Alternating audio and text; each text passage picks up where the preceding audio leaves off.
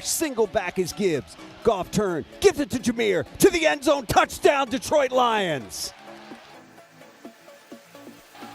That's the way you make a statement on the road on Monday night to start a football game, straight down the field to the end zone. It is 2nd and goal from the 1. Goff out of the gun, hands it to Montgomery, tries the left side, did not get in. It's going to be 3rd and goal from inside the 1. They say he did get in. Late call. There it is. Touchdown, Detroit Lions. Better late than never. Out of the gun. Jackson's got it. Running to his right. Wants to throw. Now being pressured. Ball's loose on the ground. It is recovered by Jackson, but it does not matter. That's Lions football. A 4th down stop by this team. Jackson tried to roll out, had a run-pass option, and Jack Campbell was there to knock that ball loose. That is a big-time stop by that defense.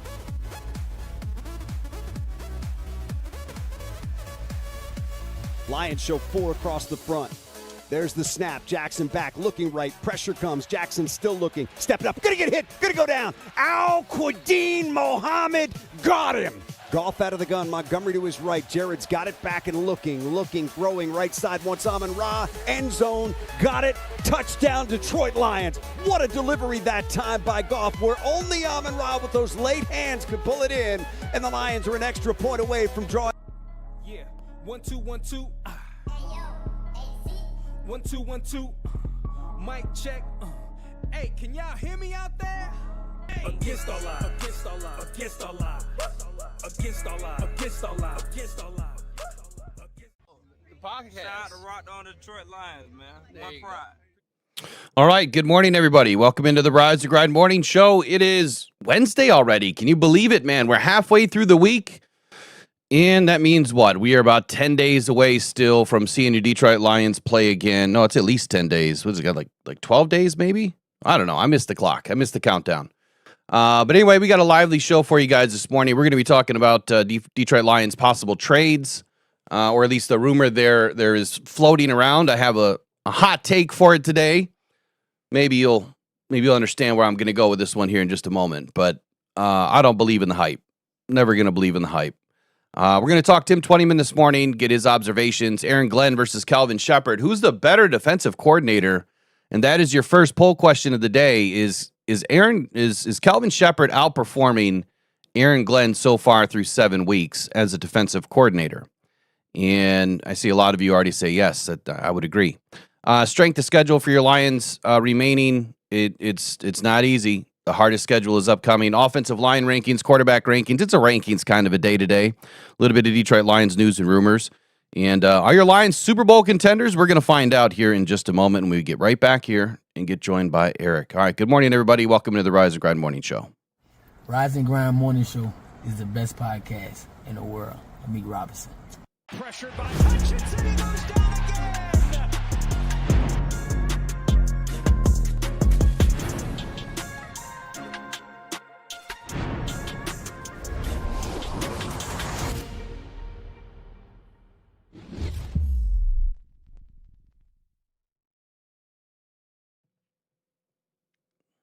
All right, so it was 11 days, 5 hours, 41 minutes, and 14 seconds before your Detroit Lions are back on your screen against the Vikings. Good morning, Eric. Where did you just go? Did we lose Eric? Uh-oh. I'm still here. You're in that one. Good morning. I'm right here. Good morning. How's it going, everybody? Oh, great to be back. What a weekend. Holy moly. What an amazing weekend. Got to meet Amik Robertson. He signed my truck. I got to go to the Lions game. I got interviewed by ABC 7 in Detroit. I got interviewed by this company called Noggin Boss, and they gave me this giant hat to wear at the game. And then the Lions won. And then after the game, I got an email that I won a $50 gift card to the Lions Pro Shop. So from one of the vendors out front, I scanned a QR code and I was the winner. I won a $50 gift card. So man, just an amazing weekend, kept getting better and better and better and better. And then I found out my best friend is going to be able to make it to the Vikings game on November 2nd. So like all the stars lined up for me this weekend. What an amazing weekend. And the Detroit Lions dominated and won that game against the number one team in the NFL at the time, the Tampa Bay Buccaneers. Now, when I was sitting back at Ford Field in the stands, I had a little bit different of a view than Will and everyone else that was watching from TV land. In the stands, we saw so many things that did not get called, and Ford Field did something different this week on Monday Night Football. Anytime there was a blatant call that was missed, they put it up on the big screen. Good. About time. And they didn't just put it up once. They replayed it 3, 4, 5, 6, 7 times in a row, even while the next play was going on.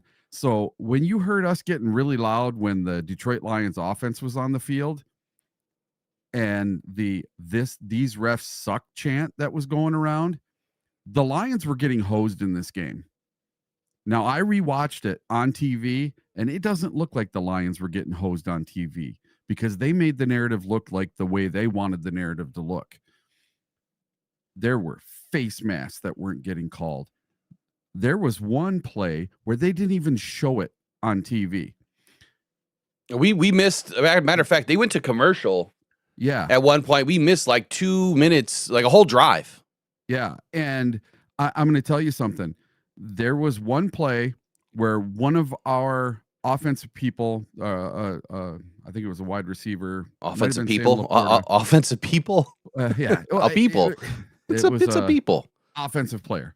I think it was Sam Laporta caught a pass and he went out of bounds, and he was a good 5 yards out of bounds because he wasn't even on the white anymore. He was on the green behind the bench and got smacked and laid out, and there was no call. And they showed that play over and over and over again, and the crowd just went crazy, and Jared Goff couldn't hear. And that's when the these refs suck chant started going around the stadium. And I know Baker got mad at the end of this game because he thought that the double review and all this, well, they got it right. Okay. He was short. They got it right. And I don't mind if they take all the time in the world. I don't care if it's double review. I don't care if it takes 90 seconds, as long as they get it right. Now, I don't think they got it right. Which one? I'm sorry. So like it was the Kate Otten catch. Yeah, the Kate Otten catch. He thought that they should have gotten the first down there, and he didn't make it. He was short. His knee was down before he crossed the line to gain. And in the stadium, it was a totally different experience because we don't have the announcers telling us in our ears what is going on. And it just seemed like these refs were out to get us, and we had to beat not only the Bucks, but we beat the refs, and they couldn't beat us this weekend. Yeah, I don't know if I agree with that. Now, I get you could have a few different viewpoints. I mean, we always do in the game. It's, anytime you're at a game, which, I wish I would have been able to go, but it was totally different there. I'd have to say, after watching the game back a couple of times, I didn't really notice a hosing. I actually thought they did pretty well in trying to get it right and trying to make sure, because this was a national stage. Once again, if they were to get things wrong, man, it would have just compounded not only on Roger Goodell, but it would have compounded on the NFL. I'm trying to fix this scene. I don't know why. Like, your camera just will not come in. You're in the solo scene, but it will not come in. So just give me a few minutes. I'm still working on it. It's all about me today. But I'll tell you this. So when I'm sitting in the crowd and I watch that play where J-Mo makes the catch going out of bounds, he didn't touch the guy. No. The guy basically tripped or fell down or got tangled in feet. He did not push. You talking on the pass interference play? Yep, the offensive pass interference. I don't remember the DB falling down though. The DB fell down, and he didn't touch him. I'm sorry. I'm sorry. He did not push off. He didn't push off. I mean, they had hands on each other, but I felt it was two-way. Like, I thought that they were both a little handsy, but I didn't see that. So the rule is the body would have to change direction, right? Exactly. So the DB, when you push off of a DB, you should see a change in his direction. I didn't see that. Yeah. So like Bill Rowland saying, he says, I agree with Eric. The Ford Field experience was very different from the TV broadcast. I couldn't believe it when I watched it back on TV, and I'm like, what are these guys doing? It was nothing like this in the stands. I'm telling you, it was completely different. It felt so against the Lions. Anytime we did anything, it just felt like a flag came out of nowhere. And there were so many super blatant bad holds that did not get called against the Bucks. We should have. If there's one thing that I would always complain about, it is the lack of holding calls that Aiden seems to be on the wrong end of. Well, Aleem McNeil should have had 2 or 3 sacks. Yeah, Aleem was playing out of his damn mind. He was so close on a couple of plays, but when you have a defender completely with his arms bear hugging you, there's nothing you can do. No. And I don't get it. Like, I haven't taken the time to do any clipping yet, but yeah. So that's just my 2 cents. I saw your show on the way home yesterday, and I was like, wow, that is so different than what I saw live in the stadium. Just my completely biased fan view from the stadium was that the Lions were getting hosed all day on a lot of these calls. And we did not like the refs at the stadium, I'll tell you that. Oh, we could hear that. You could definitely hear it. Yeah, I wonder if Baker is going to get some fines for what he said after the game in his press conference. I never went and listened to his side. This is the first week I never went and listened to the other side. And oh, really? I'm so bad at doing that anyway. He's really mad about the double review. Well, I know he's mad about the double review, but is it really a double review? I mean, he challenged the call. You've got to get it right. And I'm sorry.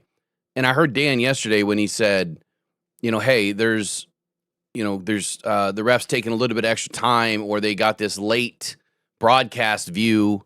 How is it the NFL, multi-billion-dollar organization, into the $16-17 billion a year, how do you not have instant review available? You've been doing this for how many years now? 40 with review? Yep. And you're telling me that you don't have everything queued up, ready to go?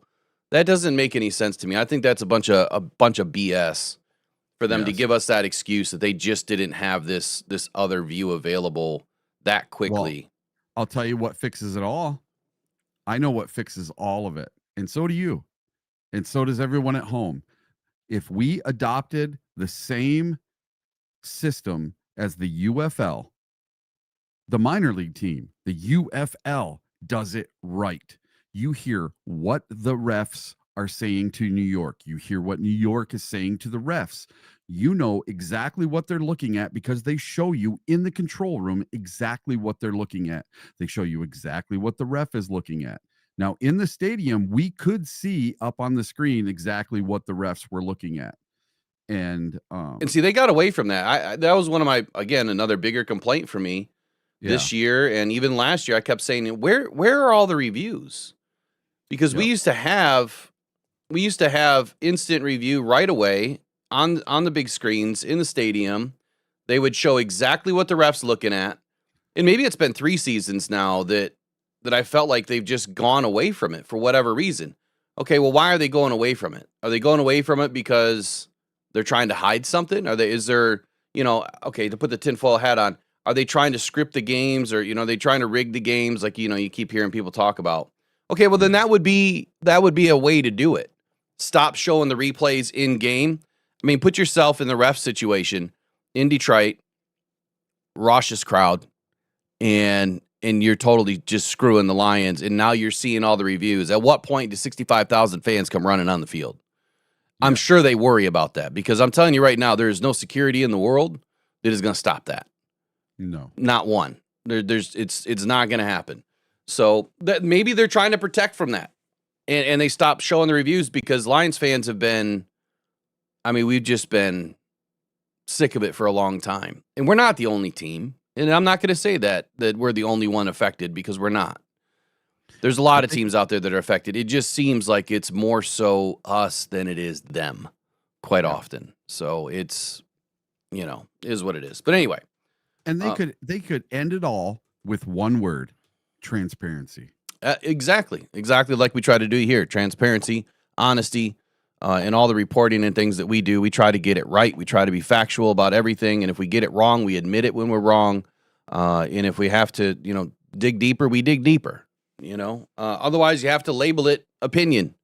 And I'm sorry, there's no opinion in an NFL game anymore. There shouldn't be. It should not be an opinion. There shouldn't be an interpretation of the rule. The rule book should not be laid out like a litigation. You're sending a brief into a judge prior to a trial. Your rule book shouldn't be written that way. Your rule book should be very plain, clear English, so that it's not, when in every other language, but you know what I'm saying, so that it's not disputable. So you can't infer your interpretation, because that's exactly what you heard during the Kansas City game, was an interpretation. When McCauley or McCallray, whatever his name is, when he spoke to what was going on in that game, and I never got your opinion on this last week because you weren't here. During that game, it seemed like the play-by-play, I forget who was on the game that night. Who was on the KC call? That was NBC. Yeah, for the national broadcast. Mike Tirico and Chris Collinsworth.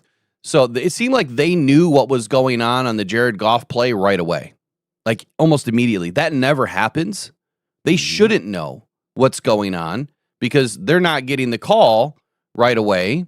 They're getting it, a little bit ahead of us. But the thing is, it seemed like immediately they knew what was going on. And this McCallray dude was already calling out what was going on in that play, but he said like 4 different things in one sentence. And then when they come back to him after the call was made by the ref, he changed his story a little bit and he said something else. I feel like he intertwined like 4 different rules and they didn't jive together. So the interpretation piece of this, it can't be involved anymore. They need to sit down and go rule by rule and say, we need to fix this statement, this word, this group of words, and it needs to be clear. So any, any idiot out there, including myself, can understand what the rules are. That's why you have these, right? You have football for dummies. Because if you're a dummy, well, the NFL makes it even worse. They make you look like a dummy by the way that they put the rules out there, and it's just so convoluted. Fix it. This isn't we're not going on trial here. You're not, we don't need to trick somebody. It just needs to be clear.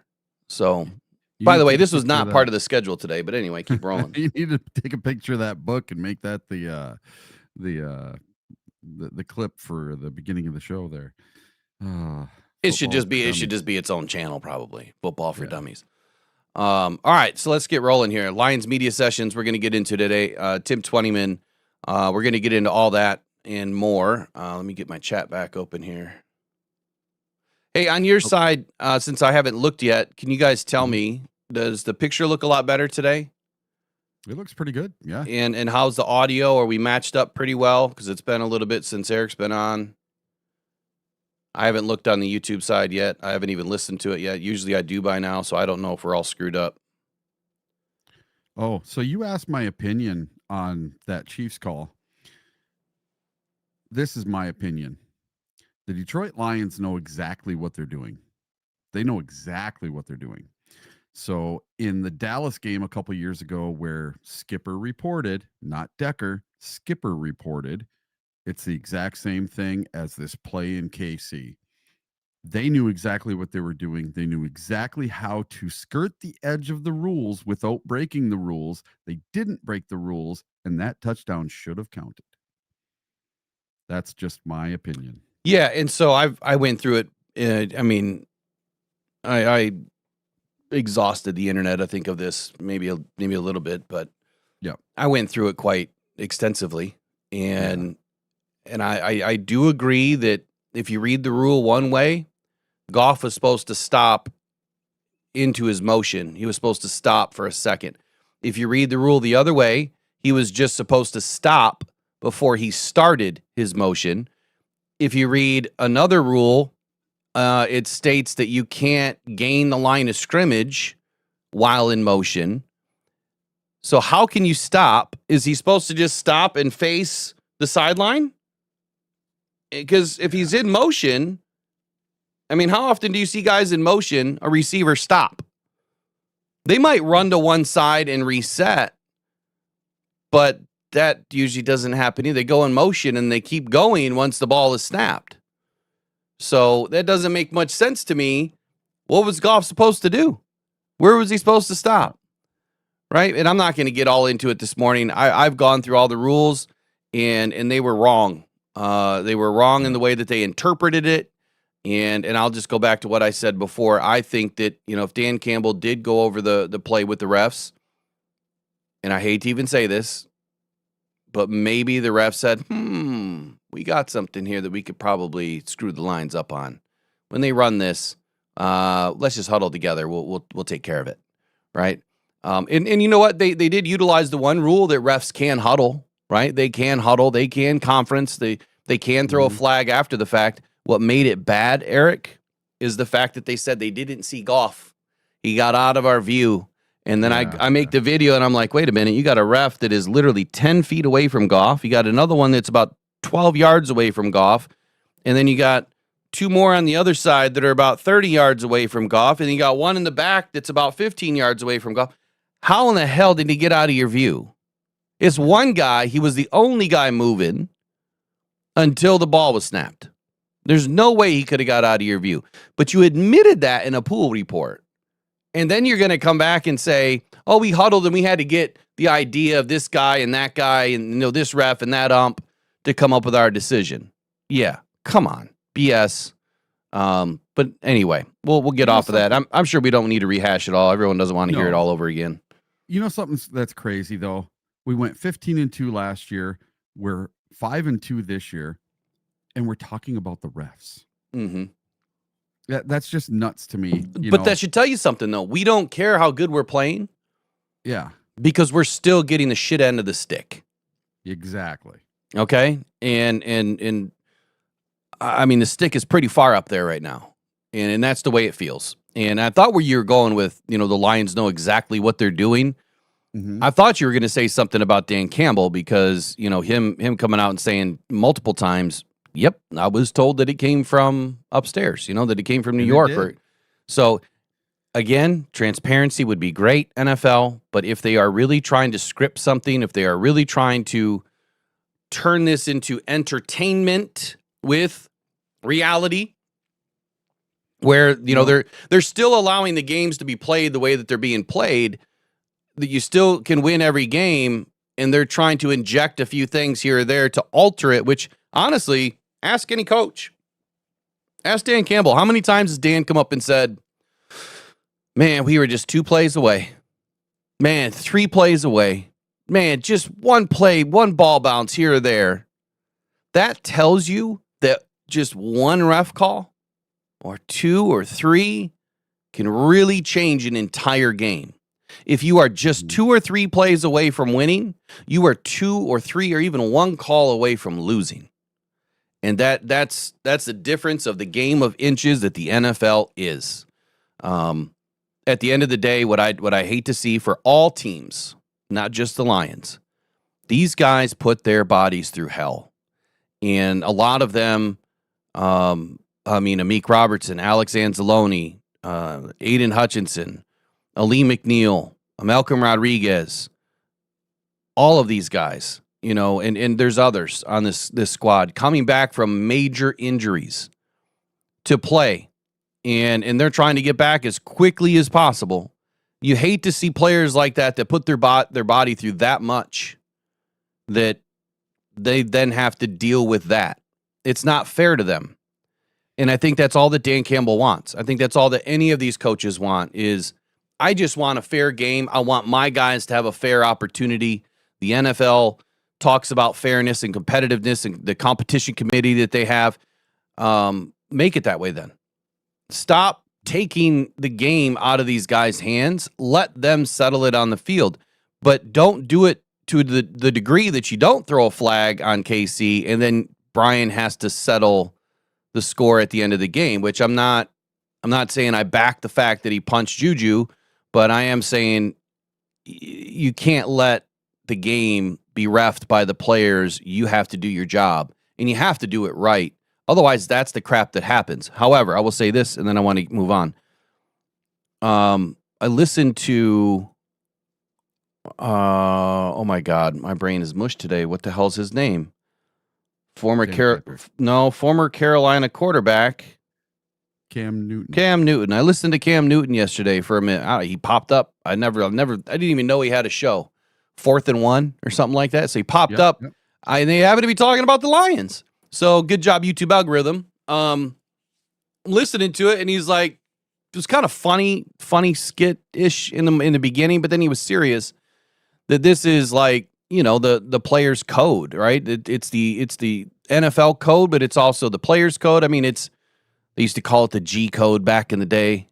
It's like if you're a man, you live by a certain code, right? And a lot of us have, especially when we were younger. Today, I think, the more you get a little bit older and wiser, you try to deal with things more level-headed. But then again, I think that alpha will always live inside you. And if you cross the line and say something to somebody that you shouldn't be saying, you're probably going to pay the price at the end of the day. And whether that's on the field or off the field. And he made a good point. He's like, whatever you say in the game, I'll understand that this is just in the game. But if you come up to me and say that after the game, then I know you really meant it, and now you're going to pay for it. And he believes that Juju said something to Brian in game and then said something to Brian after the game. And that's why he reacted the way that he did, that Juju bent the code, man. He went out of line. He was totally out of the box with it. And Brian wasn't going to stand for that. You can't, you don't crush a man's ego like that, or and I'm just assuming, right? It's opinion that if something was said, I don't care if it was something about his mama who knows, right? Who knows what was said? Cam was using certain choice words I won't say. So whatever was said, if it was said, and Brian wasn't going to allow it. He wasn't going to allow it anymore. And that I would back him up on 1,000%. There's playing the game, and then there's going out of box, out of character. That just it shouldn't happen. Like, I get it. You're in competitive heat. You're going to say some stuff. We love that part of it, right? The talking, the crap talking, shit talking, whatever you want to call it. But it was interesting what he had to say yesterday. So if you get a chance to listen to it, 4th and 1, Cam Newton, check it out after the show. It was interesting conversation. Like the show. I like his co-host too. And I'll tell you this, there are a lot of YouTubers and national media now that are picking up the story, and they're not letting it go about Dan Campbell saying that came from New York. And they're saying this might be bigger than Deflategate. It might be bigger than any other cheating or controversial thing ever in the NFL. And, they're talking about maybe possibly going after Roger Goodell and all this other stuff. Who's saying that in the national media now? Because that was me. Well, yeah, but I've seen numerous things come across my Facebook feed and across YouTube, and I can't remember who it was, but it was like a Dan Patrick or one of those guys saying that this could be one of the biggest controversies in the NFL. Bigger than Deflategate, bigger than all that stuff. Oh yeah, and seriously, and it's not just us Lions fans talking about it. This is now other people talking about it. So if they're talking about it, that means there's something there. There's something substantial with what Dan Campbell was saying. And, he kept his answer awful short on 97 Won the Ticket when they asked him, did that call come down from New York? Yes. Yeah, he doesn't. I mean, he knows that he has to walk the line. And again, that's kind of where I thought you were going with that whole thing is it would be easy for Dan just to toe the NFL narrative and come out and say, you know what, maybe I heard it wrong, and maybe I just assumed it came from New York, and so I'll take that because I think he's a pretty transparent dude, and I think he's a pretty honest guy. You really, the reason why, you guys know that I studied psychology a lot as part of, being in sales management, leading, Fortune 500 type companies in my past, that, your sales crew, they need to have an edge, and to have an edge is to know psychology. And I'm not claiming I'm not like a psychologist. I don't have a psychology degree. But I studied a lot, right? I do a lot of research. And so one of the biggest keys that I picked up on was body language and emotional reactions and things that they're cues in a sales environment. So Dan, he comes off as very emotionally intellectual. Number one, he's very in check with his emotions. He's smart, and I feel like he's so transparent. He's almost too honest, and I think that kind of got him in his first couple of years in Detroit, because I was able to pick apart just about everything that was going on just by listening to Dan talk, and a lot of my content would show you that, and we got a lot right just by listening. But he's kind of shut down now. He's shortened his answers. He's stopped talking about certain things. He's kind of given the boilerplate stuff a little bit more now, the coach speak, right? It's what Belichick did very well, and others. They just don't talk about stuff. And even with injuries right now, I think that Dan is doing something a little bit different with telling us what's really going on. He's walking the line of the NFL, and that's it. So where I'm going with that is, I think everything that I've watched from Dan over 5 seasons now, I get the idea that he's very open, honest, transparent, and it's because he's emotional. It's because he's able to, show his true feelings live, in a press conference situation, that really gives off that energy that he's not trying to hide anything from. He's not trying to pull the wool over your eyes. But now he has to do what he has to do to protect his team. But he's not lying about something. He's just not going to tell you everything. He's going to tell you everything that he needs to tell you, and that's it. There's a line to be crossed there, and I think that Dan's doing a great job with it. So I don't know. I guess let's just move on. Let's just move on from this one. Perfect. Let's move on. Where do we want to go to? 47 minutes in, and we've gone down a rabbit hole already. The whole time. The whole freaking time. Sometimes they're the best shows, honestly. When I got 15 topics in front of me and I haven't spoken one. Yeah. Anyway, good morning to everybody in the chat. Jay Cruisin, Trace, Gary Thompson, Brandy Coffee, Maureen, Elaine Hill, Todd Budry, One Pride, Arf, Brian Brady, One Pride again. Good morning. Who else is in here today? Southwest Line 26. Salty pork chops with a little bit of pepper.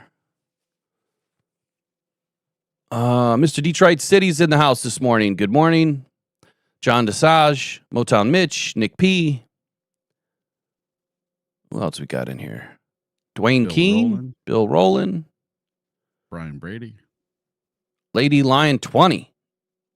Let me guess, your favorite lion is number 20. Barry Sanders. See Barry on Sunday. That was pretty awesome. Yeah. He was sitting next to Eminem. Sleepy's World's in the house. All right, and anyone else that I didn't get to, Attila the Hun, it's not by purpose. I'm not going to scroll all the way up. You guys are hot and at it this morning. Sack the Pack is in there. Uh-oh. We got Sack the Pack in here. All right, good morning. Good morning. All right, so you mentioned penalties in this most recent game. Yeah. I just want to touch on that real quick. I didn't feel like the refs were going out of their way. I didn't agree with some things, like the JMO thing. I didn't agree with that. But 6 penalties each team. So they called it fair. I mean, the Lions ended up with a few more yards.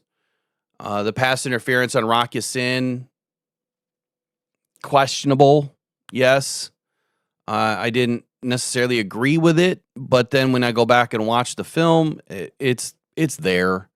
I question where they spot the ball, though, because where they spot the ball and where they, and say the penalty happened because it's a spot foul, and I thought they put the ball way ahead, because if they were going to call it at all, it should have happened like 10 yards into the route, maybe 11 yards into the route, not downfield like 14 yards or whatever they called on that play. So I didn't necessarily see it. Obviously, there was some things that we didn't agree with. There's a lot of things that weren't called, and that's probably the biggest stat of the day, is the ones that weren't called. And I don't understand how we can continue to watch games and see it happening right in front of your face, and the NFL isn't doing anything about it.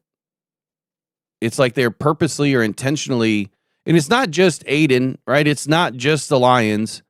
I see it all over the place with defensive linemen getting held. And it is so egregious. I mean, the Kelsey pulling on the shoulder pad, of Aiden last week, and then this week, same stuff. Aiden's shoulder pads getting held, arm bar across the chest. You name it. It's there, and it should be flagged. And you just feel like these are so easy to see. But then I'm going to pose this question: what are the refs looking at if they're not looking at that? And I don't know what the detail is for every ref or ump on the field. I don't know exactly what they're supposed to be watching, but you would think that there's someone, if not two, dedicated to offensive defensive line play. It is pretty hard to look at two people at once. I mean, you could try it. Go walk outside and get in a crowded area and try to focus on two people, as it's really hard. So I get that, but this is where replay assist could help, in that, hey, we did see a penalty, but then you go down the rabbit hole, man. You open up Pandora's box, you're going to have 50 penalties a game. And that's the thing that I think pissed us off the most about KC, is that there's 50 penalties a game. No one is playing clean football. It doesn't happen. And I was really surprised, honestly, on a couple of plays that we didn't get that 15-yard, the punch out. I don't even know what they're going to call it. When you're trying to punch out the football. Yeah. I'm surprised we didn't get one of those 15-yarders after the whole Jack Campbell video surfaced, and they sent it to the Lions and they went over it, because there was a couple in there. There was a couple in there where they missed. But again, that is so subjective. Mm-hmm. It's part of football. And if an offensive lineman or if a defensive lineman can shed, and chop, and an offensive lineman can chop. I mean, look at Davenport last year. He had his arm chopped and his tricep chopped off.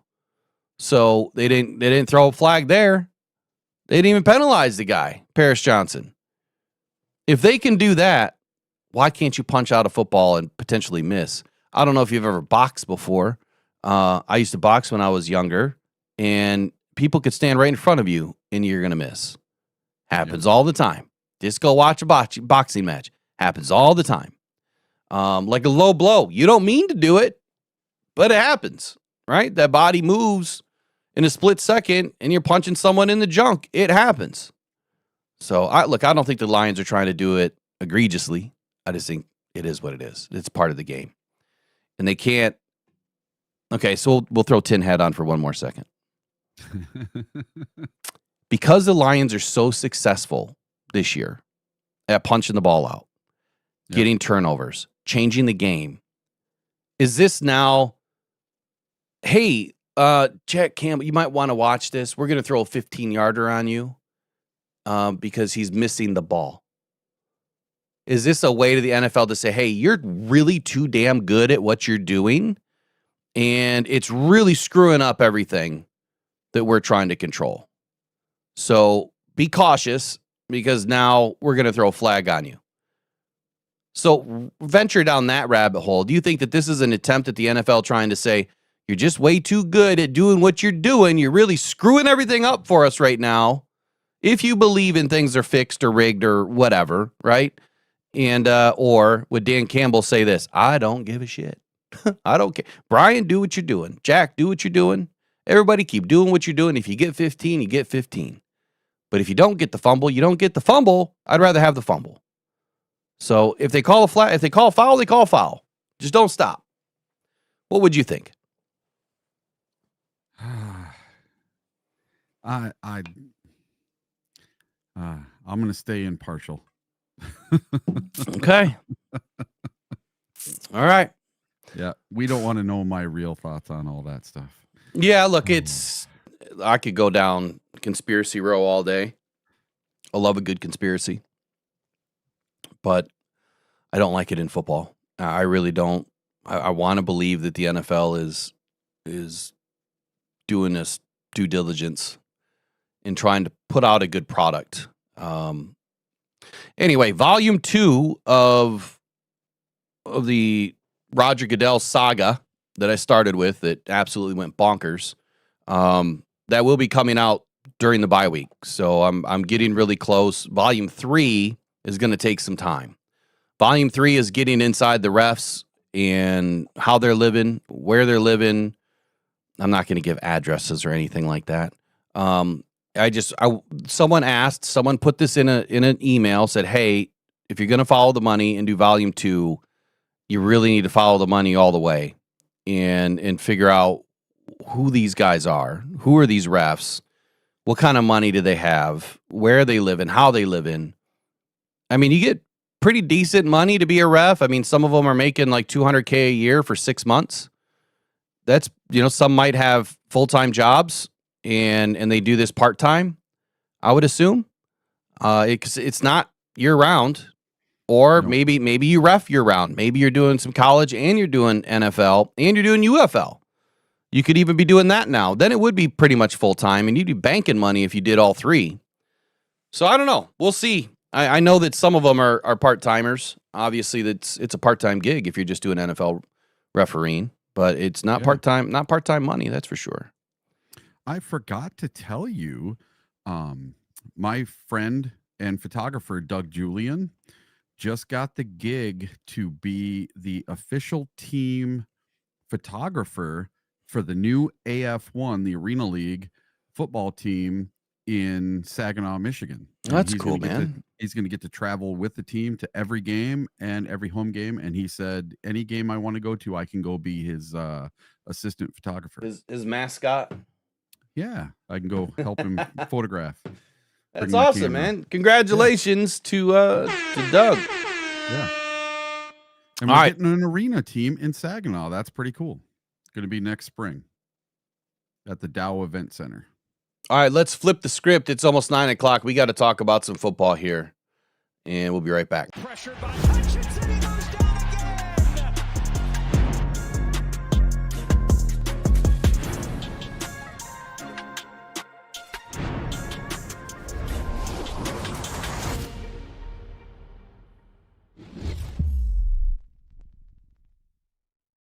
All right, we're back. It is the Rise of Grind Morning Show. We're coming up on 9 a.m., and I want to thank all of you guys for joining us again today. Big milestone hit yet again this morning. We should be right at 12,000 subscribers. Matter of fact, wow, we're 2 away. 2 of you need to hit that button, please, right now. And look, I don't want to sound greedy, but we are just at, 9,900 2 weeks ago. We just wanted to hit 10. And now we're hitting 12. So appreciate all of the love, all of the help, and let's just keep pushing it. Let's hit 13 now. We're not going to go in 500 increments. We're going to do 1,000 at a time, and we're just going to keep pushing. We're way ahead of wherever I thought this channel was going to end up, and that's good. So I appreciate all of you guys. Thank you for all of your support. But now let's get into the Lions' remaining schedule. I wanted to touch on the strength of schedule. As I've been saying, when we get back from the bye week, we have a tough go at it. Not only here, let me actually pull up the real schedule, not just the strength, because there's some tricky travel in here. Lions get back on November 2nd, and they'll be at home. Vikings at Lions. And then they're on the road to Washington, which thankfully, East Coast, not very far trip, maybe 2-hour plane ride. Not terrible. So that's 7 days in between. That's an afternoon game. And then they have 7 days off again. They head up to Philly. Yep. And then they have 7 days off again. And they have the Giants at the Lions. They go back to back on the road, back to back at home. However, they go Giants and then Packers. They only have 4 days off for Thanksgiving. And we jump right back into the thick of it with our second divisional game in the first 5 games back from the bye week. And then the Lions stay home again. So it's 2 on the road. I'm sorry. Yeah, two on the road, 2 home. I'm sorry, 3 home, which is a nice stand there to have 3 in a row at home. And then another, is December 4th, is that Monday or Sunday? I think it's a Sunday night game. It's a Thursday. Oh, is it Thursday? Yeah, because we're playing on Thanksgiving, and then the following Thursday, then we have 10 days off before we play LA. Okay, so that's right. So the tricky part is just the 4 days off, but having the 2 Thursday games. So this is actually, I'm surprised that they did this, because every year it seems like when we play on a Thursday, we get 3 games within like 20 days, or not even, and that's. No, not even, because it would go the week before. So not even 7 days off. You'd have like 4 days off before Thanksgiving. And then they were playing again 7 to 10 days later. So that would be what? 11 to 14 days, 3 games within like 14 days. Yeah. From the 23rd to the 4th is going to be, that's 3 games in less than 3 weeks. That's going to be, let's see, 11 days they're going to play 3 games. Yeah, so that's what I'm saying. It's not as bad when you look at Thursday to Thursday. Like that's not terrible. Or even November 16th to the 23rd is not terrible, but it's playing that next game, 23rd, 27 and the 4th. It's 11 days, right? Mm-hmm. Yeah, that's one of my bigger complaints with the scheduling is, how do they keep doing this to the Lions? In my opinion, it's not like they could run 3 Thursday games in a row, but I think they did 2 years ago. Didn't we have like 3 Thursday games in a row or something crazy? Yeah. The bye week should have just been the Giants week. Yeah. Even though we really need it right now, we really need the bye week. It would have been better if you give the Lions a bye week before the Thanksgiving Day game, and then you could go Thursday, and then it doesn't matter if you play next Thursday or the next Sunday or whatever. That's plenty of time off. In my opinion, this is something that the NFL has to fix. They compare about competitiveness so much, then don't let these players play on 4 days rest, because it's really not 4 days rest, especially when you look at the fact that we'll be at home, and that lessens the blow a little bit. You'll be at home for all 3 games. So that helps a ton, but it's still 4 days rest. And honestly, you get done playing on the 27th, or you get done playing on the 23rd, you're right back in it the next morning. There's no days off at all, period. And so you don't get any time to get down, because you already have to start installing the game plan the 24th. Like there's no time to get any rest or anything, or any rehab, they really got to pack it in. So Lions always do a great job. They're always ready to play. It seems like they always put on a competitive product. I am not worried about. I'm not really worried about the Packers. I'm more worried about the Giants right now on this schedule. The Giants are for real right now. They're looking good. Cam Scadabo's a problem. Jackson Dart playing lights out. I thought he was going to be a really good quarterback when I worked him up, prior to the draft. It was either him or Milroe that I felt was going to jump up into that first round. Obviously, Dart getting his opportunity a little bit later in the season this year is playing extremely well. Like, this kid can run, he can throw, he's smart, and it's going to be fun watching Jackson Dart play at Ford Field. It's gonna be a good game. But here's the gauntlet, man. On the big board, the toughest opponents that we have left, and I don't know how the Bears are even on this list right now. But It's winning teams. The Bears are playing. They're playing a little bit better. You've got Green Bay, the Eagles, the Rams, the Steelers, which they're a bit surprising. Good defense. Rams, good defense. Eagles, good defense. Packers, good defense. Bears, decent defense.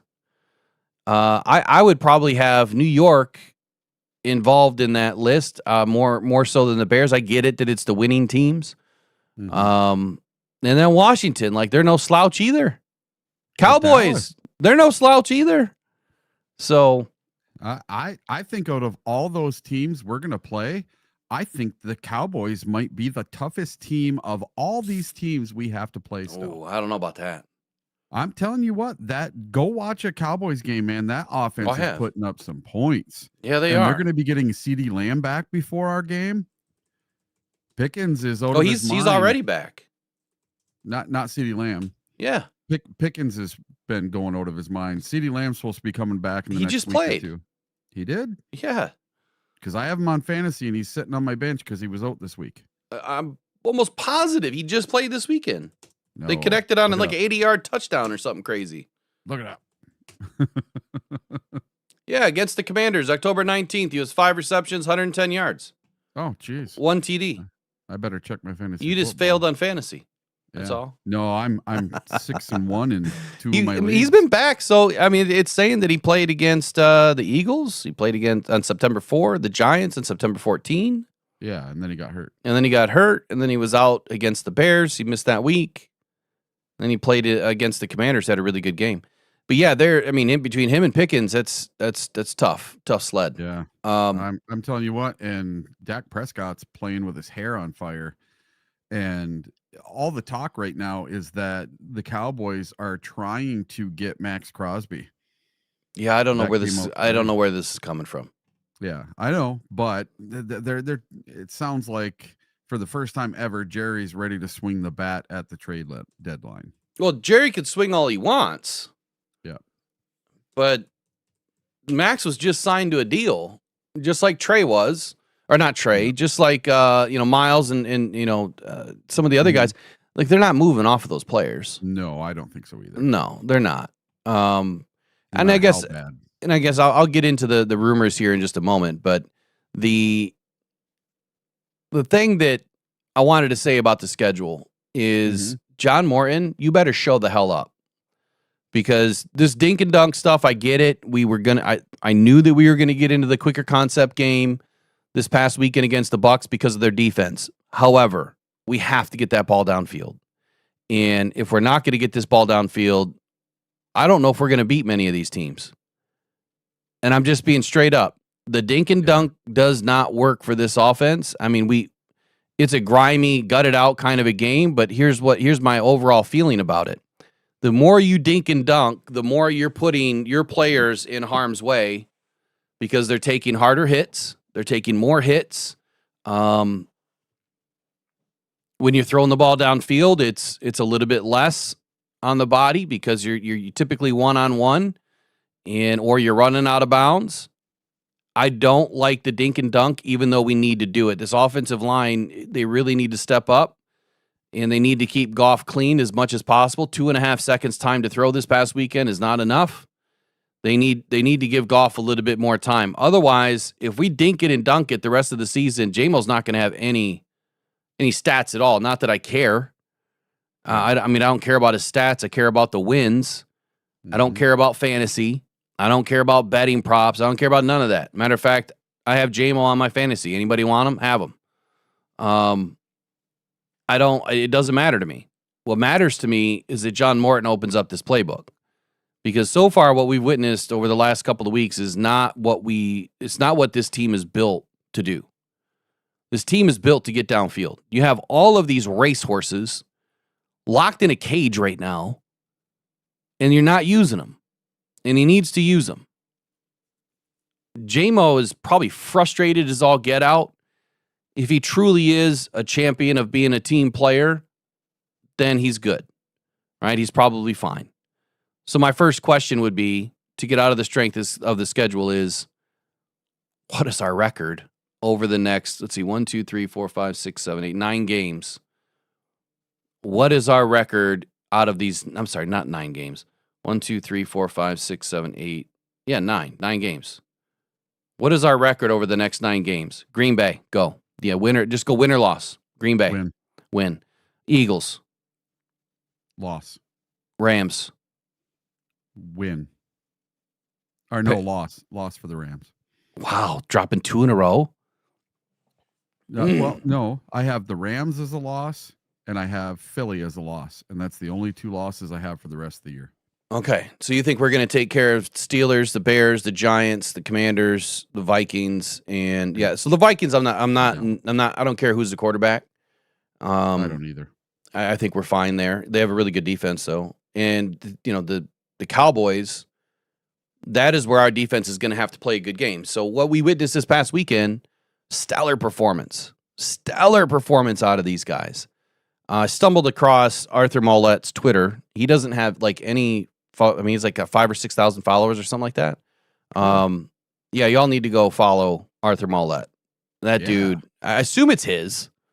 It looks legit. There's no check mark or anything, but I don't want to see that dude. I don't want to lose these guys that we just got in. But anyway, before I get off on another tangent, the schedule for me, and I'm not going to base this off of my season rankings, because my season schedule, which I'll update today on DetroitFootballJournal.com, is going to be a little bit different than what I'm thinking right now. Probably, I think we could potentially lose a heartbreaker to the Giants.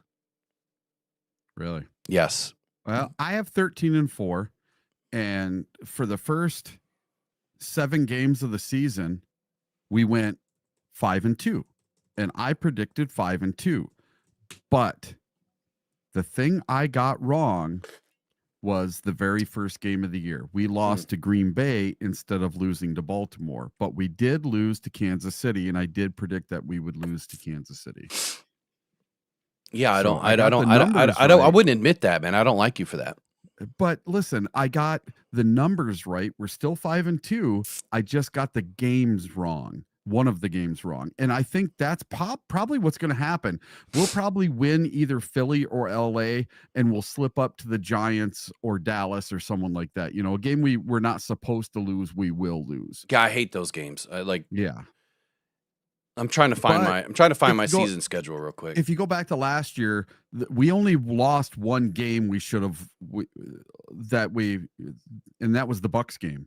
Mm-hmm. That was the one that kind of slipped away from us. The other game we lost was to the Bills last year, and they were the better team that day. Plain and simple, they were the better team. Where is my post, man? Where's my article?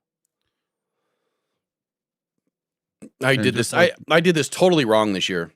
Okay.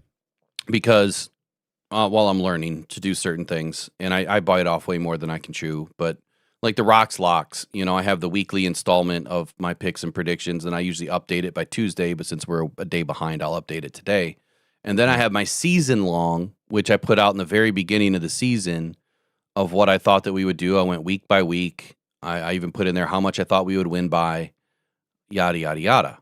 I can't find it. So there's mine right there. I keep this in front of me every day. Mm-hmm. This is from our show that we did a week before the season started, and I have all the scores and predictions and who I thought was going to get what awards and everything, and I keep it right in front of me every day. So I have the schedule in front of me and exactly what my thoughts were before the season started. I'm going to see if I can't do 2 seasons in a row where I predict the exact amount of wins for the Lions.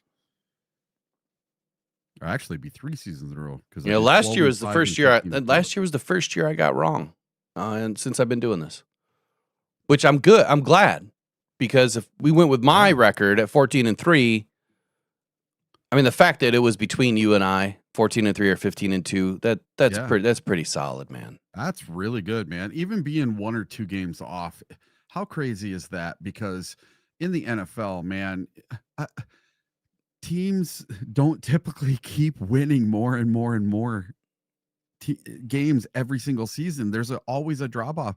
You look at the Bill or like KC, they went 15-2 last year. They're not going to go 15-2 this year. There's no way. But they're still going to be a good team. They may even be a better team than they were last year. It just might be like Rich Eisen predicted, Dan Patrick predicted. It might be Lions KC in the Super Bowl, and that may have been a Super Bowl preview that we saw last week in KC. What a revenge game for the Lions that would be to make it all the way to the Super Bowl and have a rematch with KC. Tell me the ratings wouldn't be good for that one. What was the game? If it was KC and the Lions in the Super Bowl. Well, that's what I was saying. That was that whole shenanigans a way for them to overmarket in the Super Bowl? Yep. Again, we get off into the whole tinfoil stuff, but why can't I find my freaking article? Warren King, thank you. He says, Will in Honolulu Blue and Eric in Burnt Orange, you guys are looking spiffy this morning. Yeah, I saw this sweatshirt down at Pro Sports Zone this weekend when I got to meet Amik Robertson, and I had to have this sweatshirt because I had already bought the hat, and I like my stuff to match, so I needed something to match my hat that I bought. All right. And John Yu down at Pro Sports Zone has some amazing gear. I bought the best Christmas sweater ever there the other day. So when we get close to Christmas, I'll have to wear that out one day. Did you see the new cashmere line? Yes, I did. Yeah, those are like super expensive. Yeah, I kind of like it. I was dogging it the other day. I kind of like it because it's like office appropriate. Yeah. So if you work in an office job and stuff, yeah. It actually look pretty nice. But for $300, I don't know. I probably wouldn't. Yeah, you probably wouldn't, huh? You will. You're gonna. Nah. Don't lie. You're gonna buy one. I might.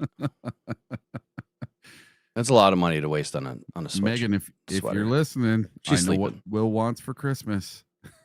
she just got home from the hospital, so I'm sure she's fast asleep. Late night shift. Yep. I don't know how she does it, man. I don't know how people work third shift. I couldn't do it. I used to for years and years and years, for like 15 years. And now that I'm back to a normal sleep schedule where I go to bed at 10, 11 o'clock and get up at, 6 or 7. Oh, I love it. Yeah. What's normal? What's 10 or 11? Yeah. Man, I swear if I get 4 or 5 hours of sleep a night, I'm winning. Oh no, I can't do that. I did that after the game on Monday. Holy crap. I was up till 1:30. I woke up at 10 o'clock and I felt like I had been out drinking all night. I haven't drank a drop of alcohol in like 16 years. And I felt hungover yesterday when I woke up. It was crazy. Because of the lack of sleep? Yeah. And just being out late and all the walking and, eating crappy food, not real good food for eating pizza and that kind of stuff at the stadium. And, being all riled up at the game and everything. So screaming my guts out, could barely talk yesterday, and woke up yesterday. I literally felt hungover and didn't touch a drop of alcohol, none whatsoever.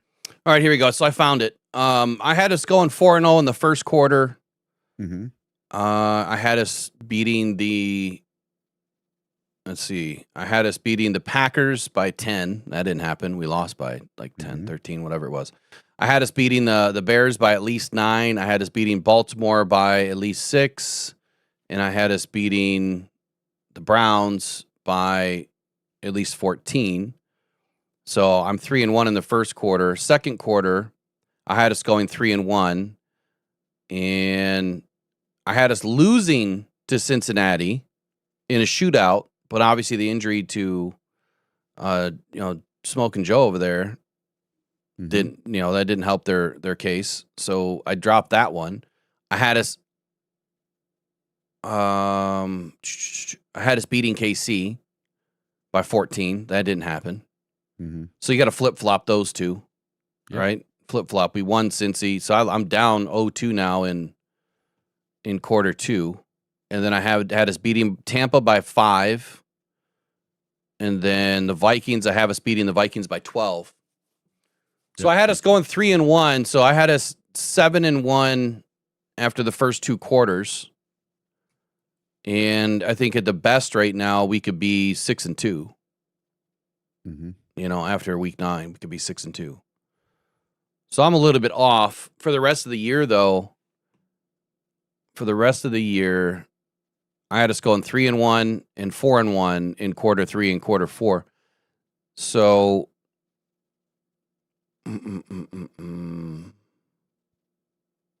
Washington, I have us beating them by 8. Philly, I have us beating them by 8. Packers, I have us beating them by 11. Yeah, I think this Packer game is going to be a revenge game. I would No, not I'm want to sorry. be a Packer fan on Thanksgiving. I'll tell you that right now. Yeah, I'm sorry. I originally had it as 24-21 for the Detroit Lions. I'm definitely going to be changing that to a different score. I had Philly. I had us losing that game by 4 and then beating the Giants by 8. I didn't separate these. I need to separate I had them. us 21-0 over New York. Yeah, New York's look, they're legit, man. The defense is crazy good. And then in the last quarter, I had us beating the Cowboys by 9. Back home, the Steelers by 5. The final 2 division matchups, I had us beating Vikings on Christmas by 6 and then dropping the last game to the Bears only because we were going to be resting some players. That was the only, I said, with the Lions out front winning the NFC 1 seed, once again, Dan Campbell decides to rest some starters in preparation for the postseason. The game against Chicago week 18 at Soldier Field ends in a loss for the Lions, margin loss -5. Now, that will change for me because if we're resting players, after what I just witnessed this past weekend, I think our DBs are going to be just fine, and I think that we have plenty of depth. So anyway, to wrap this little thing that just got sideways on me, the strength of schedule is not great. It's going to be a tough second half of the season. It's the 4th hardest. It is the 4th hardest, and it's going to be the toughest games that we've seen yet. And where I was going with all of this is I just need to see Johnny Moe open it up. He has to help out the defense when the defense is playing the way that they are. We should have put up at least, I don't know, probably another 14 points in this game against Tampa, at least. 256 yards of punting is not acceptable. No. Is not acceptable. Look, I'm glad we got a great punter, but he just punted more times in one game than he has in probably the last 2 or 3 games combined. Can't do that. And if you start getting in a punting war against Philly, you're going to lose. If you get a punting war against LA, you're going to lose. Can't do it. So Johnny Moe, you got to open it up. You got to get J-Mo involved. I don't want to see this ticky-tacky, dink-and-dunk stuff if we can get away from it, if at all possible. And we need to see Jared Goff more mobile. And I don't mean running the ball. Just get him out on some naked boots, man. Get him out there. He is so good when he is on the move, surveying the field. And just need to see more. So that's going to bring me to my next question. J-Mo. Is he upset? Is he bored? Or is he being traded? There's no way he's being traded. You sure about that? Yeah. We just signed him. That don't matter. Just signed him to that huge contract. Hold on. Oh, hold on though. All these Lions fans are saying that we're going to go get Max and Miles and this person and that person, right? They just signed big contracts. So why would a team not want J-Mo? I'm going to tell you this right now. Brad Holmes is not trading for anyone this year before the trade deadline. Anyone. Period. Oh, I don't know about that. No one. He's not trading for anyone. And we're not trading any of our players away. Book it right now. That's Eric's lock for this coming up here in a couple weeks. I will say this, and I'm going to give you my goods here on the whole edge rusher conversation. Now, it doesn't mean that I won't put out a video or two about it because I might. There's a couple of players that I'm interested in that maybe if it doesn't work this year, it works next year. We have so many good players coming back that it's going to be very difficult to bring them back and have room to keep the guys we want to keep now. Like if it were me, after witnessing what we just witnessed with these DBs, man, I wouldn't want to let any of them go. However, I would say Kendall Fuller, if he turns out to be pretty decent, if he can play, they're probably not going to want to lose him. You can stash him on the vet squad. He doesn't have to sign with anybody else. That's a personal choice. Anybody else that's a vet, you can do the same thing with. You can only have 6 vets on the practice squad, though. And so that's the tricky part to this. And then you can only protect 4 players. So 10 out of 16, you can, if you have the right 6 on the vet squad, they're not going anywhere. So 10 out of the 16 are a lock, typically, I think, for Brad and Dan. It's the other guys that are not a lock. And if they're on your practice squad, you have one choice, and that is to sign them to the active 53, where they'll have to remain for 3 weeks. And even if you cut them, you still have to pay them for those 3 weeks. And I just don't see how we're going to be able to keep some of these guys that are really good moving into next year and the year after, when we need some solid depth at corner and guys that are young that have plenty of room to grow, right? Very high ceiling for a couple of these guys. We haven't even seen what Jamie Robinson's all about. I don't even know what he's going to be yet inside this defense. So I think it's very difficult for Brad Holmes to add a player to this roster unless Josh Paschal's not coming back. Now, I have flirted this, and I try to stay away from it because out of respect for his, former cancer. Look, it's not former. I mean, you deal with it each and every day of your life, no matter what. It's always there. It's always on the tip of your brain. If he's not coming back, because it doesn't seem right to me. I'll give you 2 or 3 things here. One, if something is really off with him medically, that would be the reason why he hasn't come back yet. Or 2, what I said in the beginning of the show, is Dan Campbell doing something a little bit different with injuries this year. And what I mean by that is, Josh, I love you. You're on NFI right now, which means I don't have to burn a roster spot. I don't have to burn a practice squad spot. I can leave you sitting right there. And if I absolutely need you, we can call you in at any point in time. Are you cool with that? You know what I mean? Are you cool with staying down? Get healthy, stay healthy, keep working. I don't even know if he's been in the building. And that's the biggest question that I have. Has he been in the building? Because I haven't seen him on one video that the Lions have put out. Not one. You know how they do those funny videos where they ask the players a question as they're walking into the building or they're going between corridors in Allen Park? Yep. I haven't seen him on one. So that's my concern, is if Paschal's not coming back, then you might be looking for an edge or a defensive tackle or something. But the Lions just brought in a couple of guys, right? Quentin Jefferson and others. So that could be one issue where maybe he doesn't come back, and that could be medical reason, or it could be maybe he just didn't heal right, doesn't feel good, whatever it is. So there's that potential. There could be a spot. That would make sense to me. Outside of that, how are you going to bring Malcolm back into this linebacker room that now has Zach Cunningham? Who is Malcolm going to replace right now?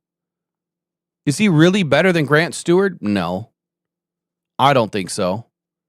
Is he better than Zach Cunningham and what he's been able to do? I don't know. I don't know that answer. So I don't know where Malcolm fits right now. I love Malcolm.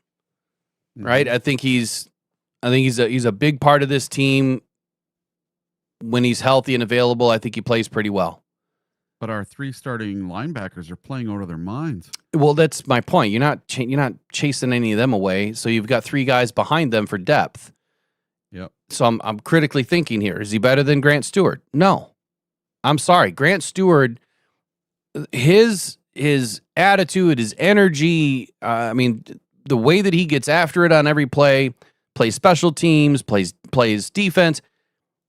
The dude is like, give him another year or 2. Seriously. If he's on the team again next year, he'll be a special teams captain. Well, he was a captain this year. Yeah, that's what I mean. That you can't get rid of him. And I love Malcolm, I really do. But he's on the final year of his contract. He was hurt. It's just a numbers game. We may not see him again. And Paschal, same thing. Might be a numbers game because Hold on. So Justin Bauman says he's better than Trevor Nowaski. I don't agree with that. And I don't agree with that for a couple of reasons. One, I'll throw prototypical size in there. Nowaski has it. And Nowaski is played extremely well. He has his bad days too, but he's played extremely well. I don't know that I would put Malcolm ahead of Nowaski, but I think that we also have to look at the position, right, of what these guys play.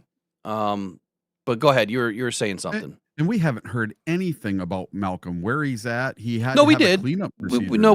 We just did. Dan just mentioned it this last week.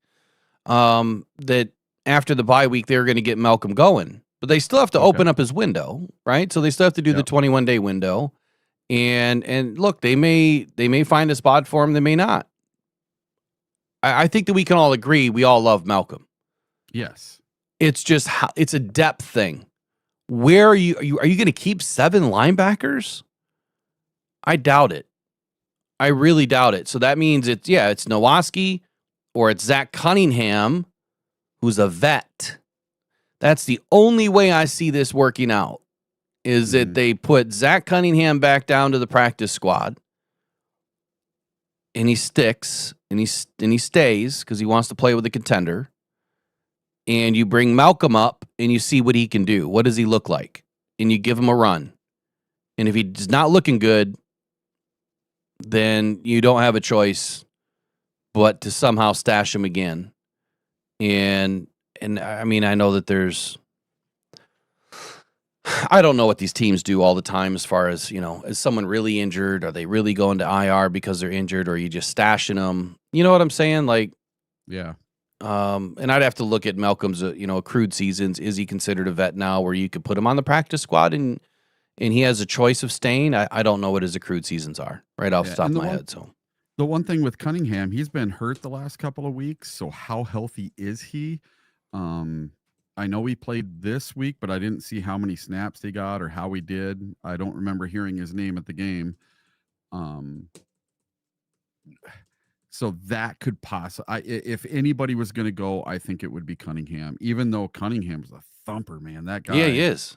He's, and so is Nowaski. Yeah. And Cunningham is not the same style of linebacker that Rodrigo is. Totally different.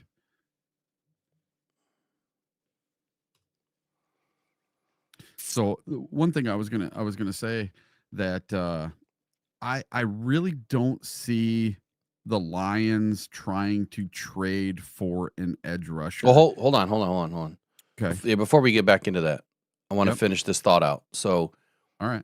So Zach Cunningham is a will linebacker, right? Okay. And so Malcolm has been playing the will. He's also a Mike. He was a Mike to start. Yep. So if there is one player to finish the thought, it would be Zach. Trevor is a Mike linebacker that also plays. I have to look at his snap count. I think he's been playing Sam when he's been in. Still have 12 more topics to get through. Holy moly. That's not going to happen. We only got 4 more hours. Yeah, right. It's a marathon today. Okay, so let me dive into this. Snap counts. I need the snap counts. Come on. There we go. All right, so far this season, yeah, obviously Nowaski I'm talking about. He's played, a lot of special teams. Looks like all 4. He's played kick coverage, kick return, punt coverage, punt return, field goal, extra point block. So he's playing everywhere on special teams. On the defense, Left side, he's played 10. Right side, he's played 17. So he's playing both sides. I guess it just depends on what the scheme is. What the scheme is called on that play as to where he's lining up. So I got some breaking news for you, Will. Uh-oh. What is it? Rocked On Detroit Lions just hit 12,000 subs. Hey, there we go. Congratulations, guys. Yeah, congrats. For all those people, man. No respect. We're earning some respect now. We're earning some respect. Appreciate everybody. Thank you, guys. There we go. Much appreciated. We'll have to do a giveaway. Ticket drawing will be done this weekend too, over the bye weekend. All right, so let's get off of this. Who comes back? I don't know. So sticking with this whole trade thing about the edge rusher, there's a reason why I feel it's all BS. And here's why. Let me get my notes open, which I'm going to have to find them.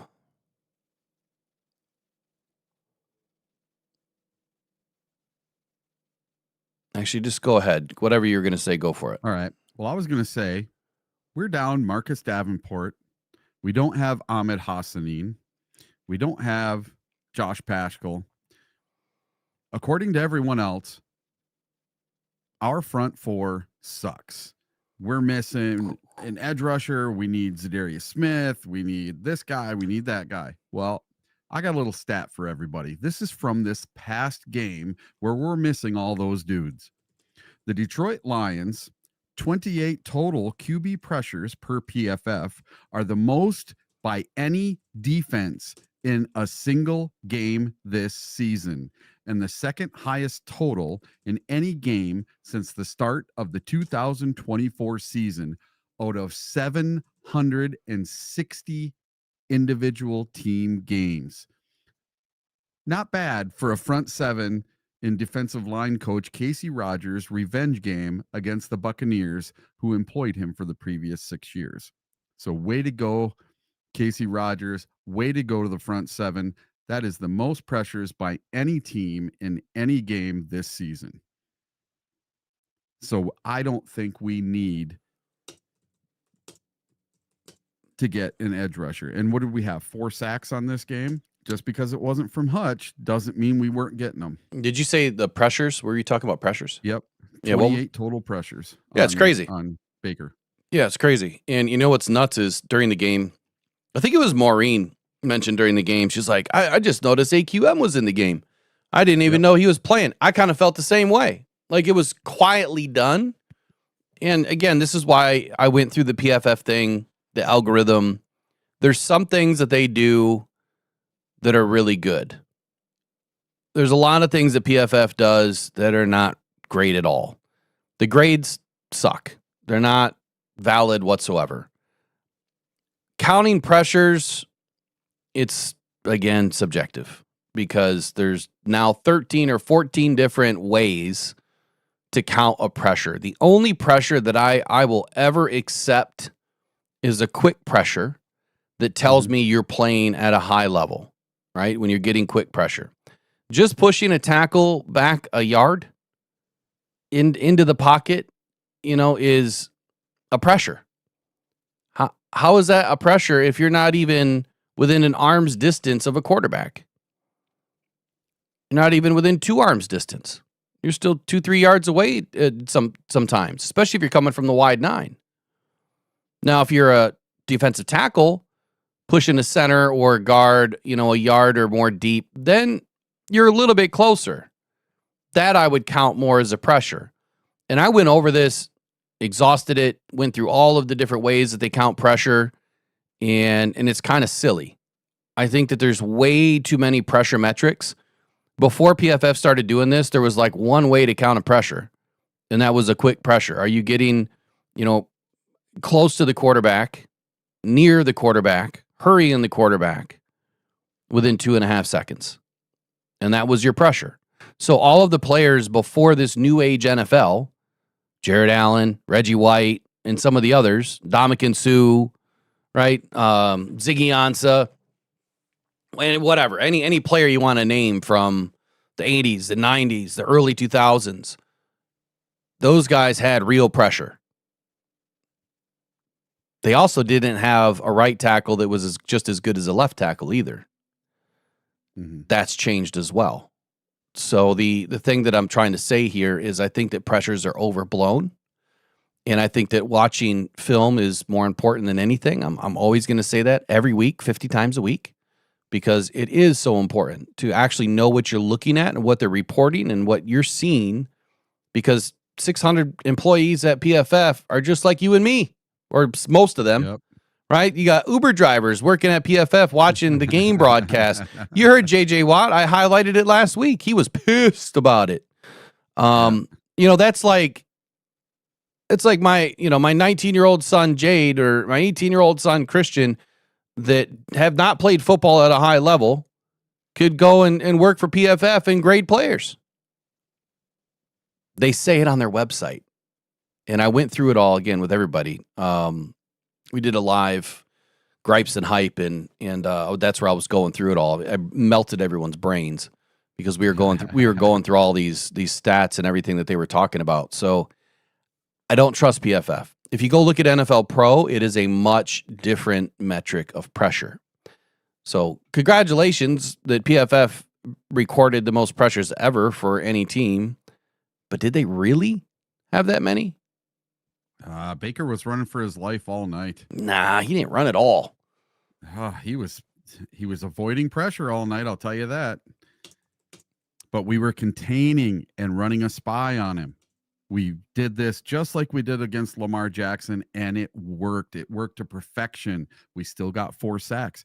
And we got to hear some names that we haven't heard all season. We got to hear Tyrus Wheat.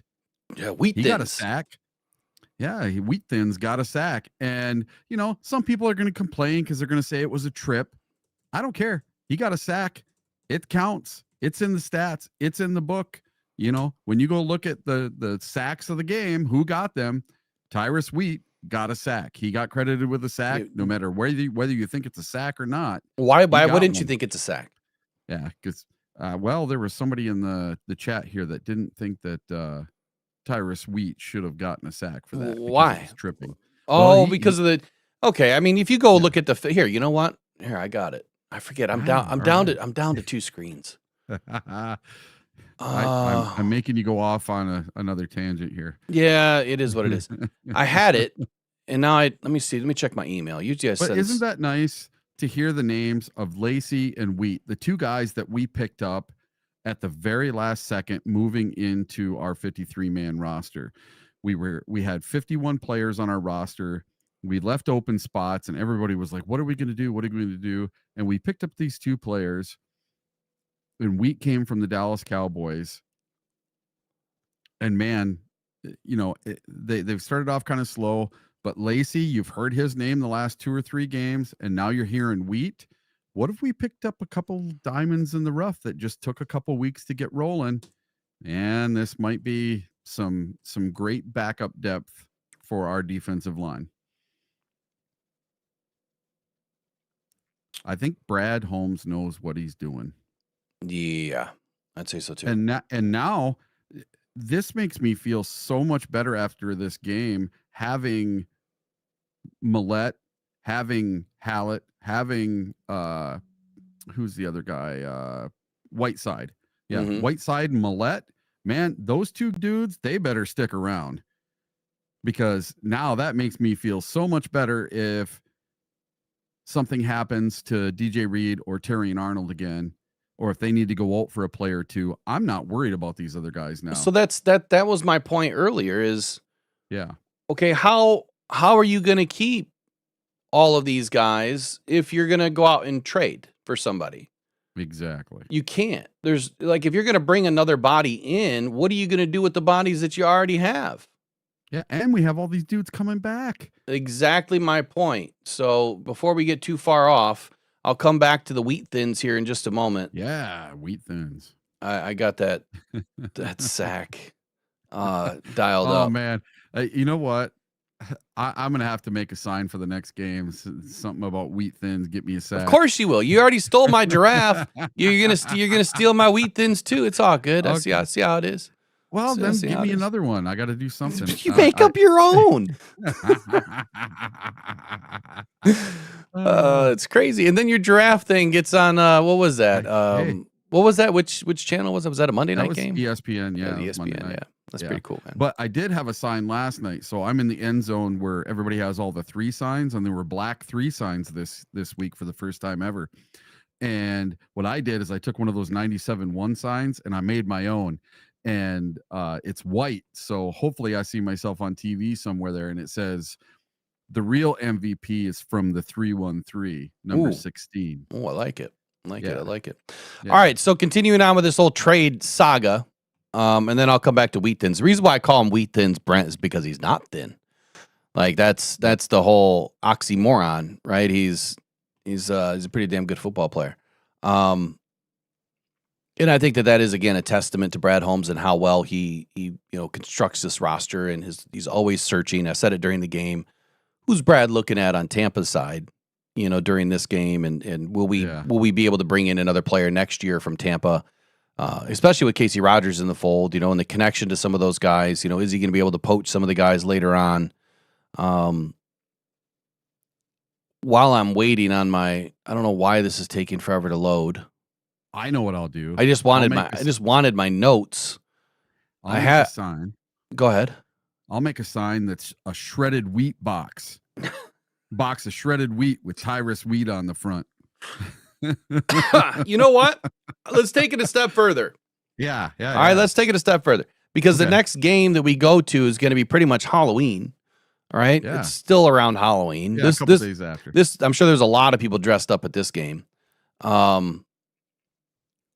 Take a box, wear a box, paint it like a Wheaties box or shredded wheat.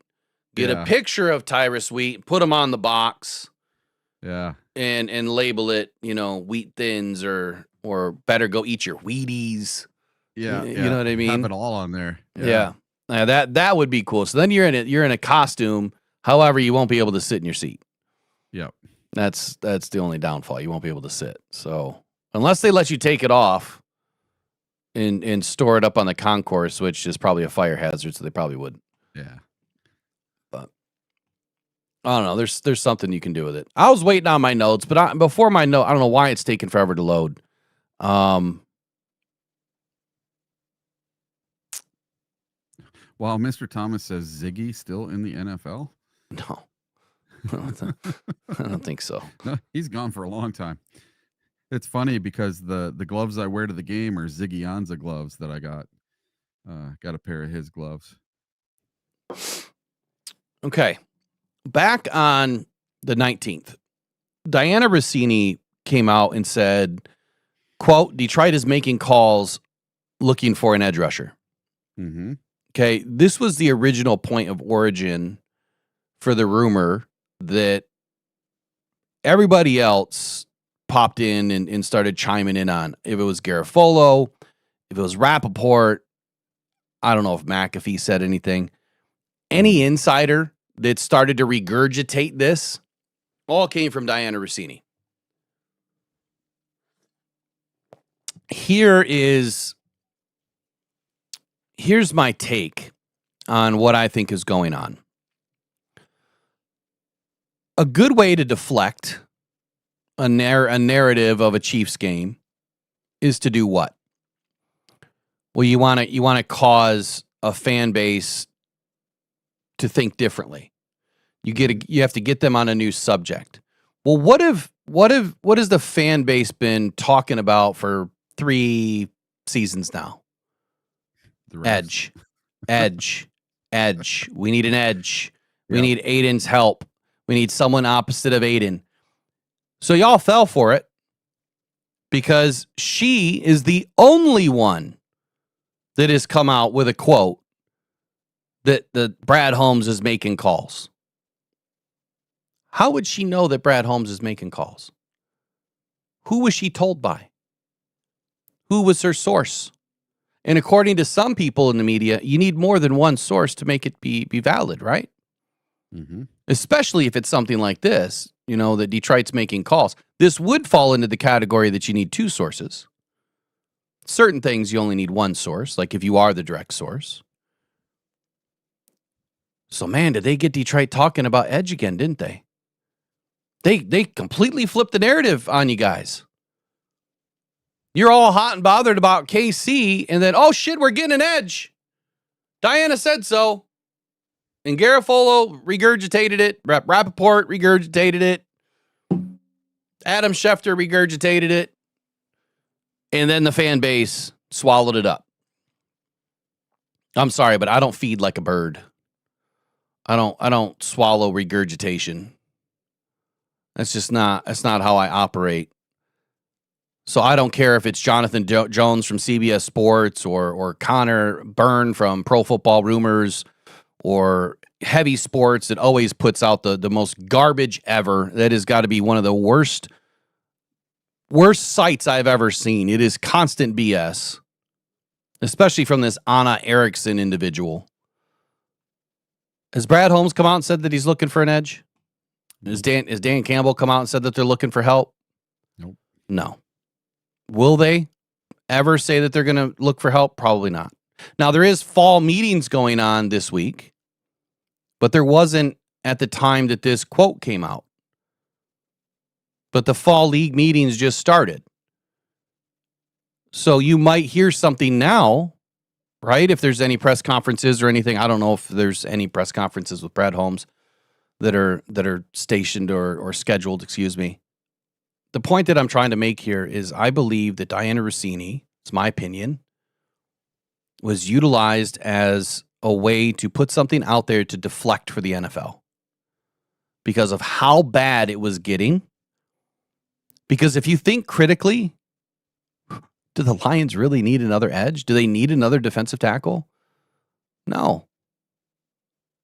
I mean, whether PFF is 20 more pressures than the next guy listed for the Lions against the Bucs or not, the Lions are doing what they need to do. They're still at the top of the leaderboards. You know what I mean? These guys are still playing at such a high level. Why would you want to add more to that, especially someone that hasn't played within the scheme? And again, I go back to the scheme. This is not a scheme that is just highlighting NASCARs off the edge. That's not what they're doing. You just said it yourself. Played with a little bit of contain.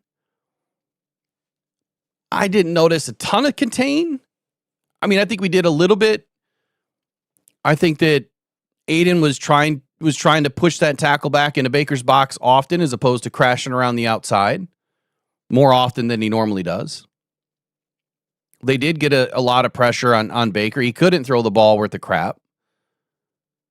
You just took the number one passer in the league. Well, one of. Baker's been hot for weeks, leading fourth quarter comebacks, and you shut him down. And you shut him down with 5 new DBs that haven't played together. And some of them, their first start ever in the NFL. So who won the game? I think it was a collective effort by the defense, but I think the defensive line did get at, Baker without a ton of sacks, and obviously sacks that kind of either came late or at the end of a play or whatever. They weren't immediate. They weren't quick sacks. But this defense is playing well together. Do you need another edge? Only if Josh Paschal's not coming back. Only if Davenport is not trending in the right direction. You still have Davenport coming back, and they're excited about that. Dan has been saying it. So I don't think that there's any need to have to go out and find another guy. AQM is probably still going to get the majority of the snaps. At least initially, I think that they're probably going to go with more of a rotation here. Probably for the first few games until Davenport is fully back. So no, there's no edge. It doesn't mean that they're not making calls. I think that Brad wants to level up this roster no matter what. And if there is an opportunity to bring somebody in at a cheap rate, if it makes perfect sense, then it makes perfect sense. if there's an injury, you need to have an opportunity. Trade deadline is what, 12 days away? Yeah. 13 days away? So if something's going to happen, it's not going to happen until probably the day before. And I've seen Danico Autry's name floated around. Why? Why has Danico Autry's name been floated around? The reason why is because, well, people put out articles. It's not, again, it's regurgitation. People are out there regurgitating what other people are talking about. There's no real work going into it. I could take an article and do a video all day long, but I wouldn't be doing you, or Arden Key, I wouldn't be doing you any service if I just regurgitated every rumor out there. No, I would dig in and I would find the ones that make the most sense because of roster construction, because of draft capital you'd have to give up, or how much you'd have to pay. We've talked about Trey Hendrickson. I said this in the very beginning of the season, and I've heard other channels now saying it too, that Trey Hendrickson would have made the most sense if the Bengals season exploded on him. You're still talking about $15 million you're going to have to pay Trey for a half a season rental. He doesn't want to go to another team that's not going to pay him. Right? Why would you trade for somebody like that? If he just wants to get paid, I mean, I get it. He doesn't have any recourse. Like if they trade him, they trade him. I don't think he has a no trade clause. I have no idea what they added in this extension. Yeah. I have no clue. But yeah, would it make sense to add somebody like that if it was cheap? Sure, it would, but that's not cheap. That's not cheap. If anything, we have a bigger problem at trying to keep some of these safeties and corners that just proved that they could play at a high level, albeit Emeka Egbuka was not 100%. Mike Evans clearly was not 100. I mean, he didn't even have a catch. He was not 100%. Yeah. So did they have an extremely good opportunity to go in and play at a high level? Yeah, they did. Are they going to be able to do that against the Eagles or the Rams? Probably not right away. But I would be leaning towards give these guys a couple of games and we might see something totally different. So Los Angeles, Davenport's not getting replaced. No. He's not. And you guys are just going to have to swallow that. He's not getting replaced. Next season, maybe. But not right now. Davenport, I don't know why people hate him so much. Like, you see how impactful he was in just a limited amount of time that he played last year and this year. It was some of Aiden's best games. Now, Aiden was not Aiden. I mean, I don't care about the stats because if you go look at the stats in the first few games, these are back-ended stats. You know, way late into a play, falling into something. You know, you got multiple guys converging. It was whoever was going to get it, right? It wasn't a quick sacker, quick pressure. It was, you know, kind of development into the play, and then he would end up with a stat. Aiden started to turn it around, I think, after about week 4. I think you really started to see a different Aiden. But when Marcus was in there, totally different ballgame. There's nobody in this game that bends a tackle like Marcus does with his bull rush. Can you remind me what was Marcus Davenport's injury? When? This one that he's out for right now. It was, well, wasn't it like left shoulder, then right? He was in a right arm sling, and I don't remember now the full injury. I can't remember if it was a pec or a shoulder or what. Yeah, it looked like he landed on one side and was holding one side, and then he was in a sling on the opposite side. Well, at least that was reported by someone that he was in a sling on his right arm. And have we heard anything about Davenport when he may be coming back? After the bye week, week 10. Oh. Like he's ready to come back. Okay. As far as his physical therapy. See, he went out when? Week 2? Week 3? It was a home game because I was there. Let's see. It would have been the Bears game. Yeah, it was week 2. He just got the sack on Caleb Williams. Yep. So 4 weeks is all he had to wait. He's been ready to come back since, week 7. Ah. Right? The point is where is he in his treatment? And Dan just said this week, Davenport's coming back. He's not going anywhere. No. He's not. Okay, when you look at the top players in the trade deadline that could move, you have Trey Hendrickson, number 1. He's number 1 on the list right now. Clearly, the Bengals are going to try to have a little bit of a fire sale, but then again, press pause on this because the Bengals just brought in Flacco. Crazy good game. And the whole narrative just switched. You heard everyone talking about it. They're like, wait a second here. Joe Burrow is going to be back in December. If Flacco can limp the Bengals along to stay relevant, they have a shot. They really believe this. I don't. I think you're better off probably just sticking with Flacco right now and just ride it out. But they really believe that they have a shot. So if the Bengals believe that, they're not moving Trey. They're just going to let it play out. It is what it is. So he's off the board. The next defensive player on the board would be Jalen Phillips out of Miami Dolphins. But what scheme does he run? Was there anybody on your list or anything that you were hearing? No, I am really, really, really, really adamant that Dan and Brad, they are not going to trade for anyone. We're not going to trade away a player, and we're not going to trade for a player. We just have too many good players this year. Our roster is friggin' stacked. Our roster is better than the team that went 15-2. And I'm saying right now, lock it down, book it. We are not making any trades at the deadline. It's not going to happen.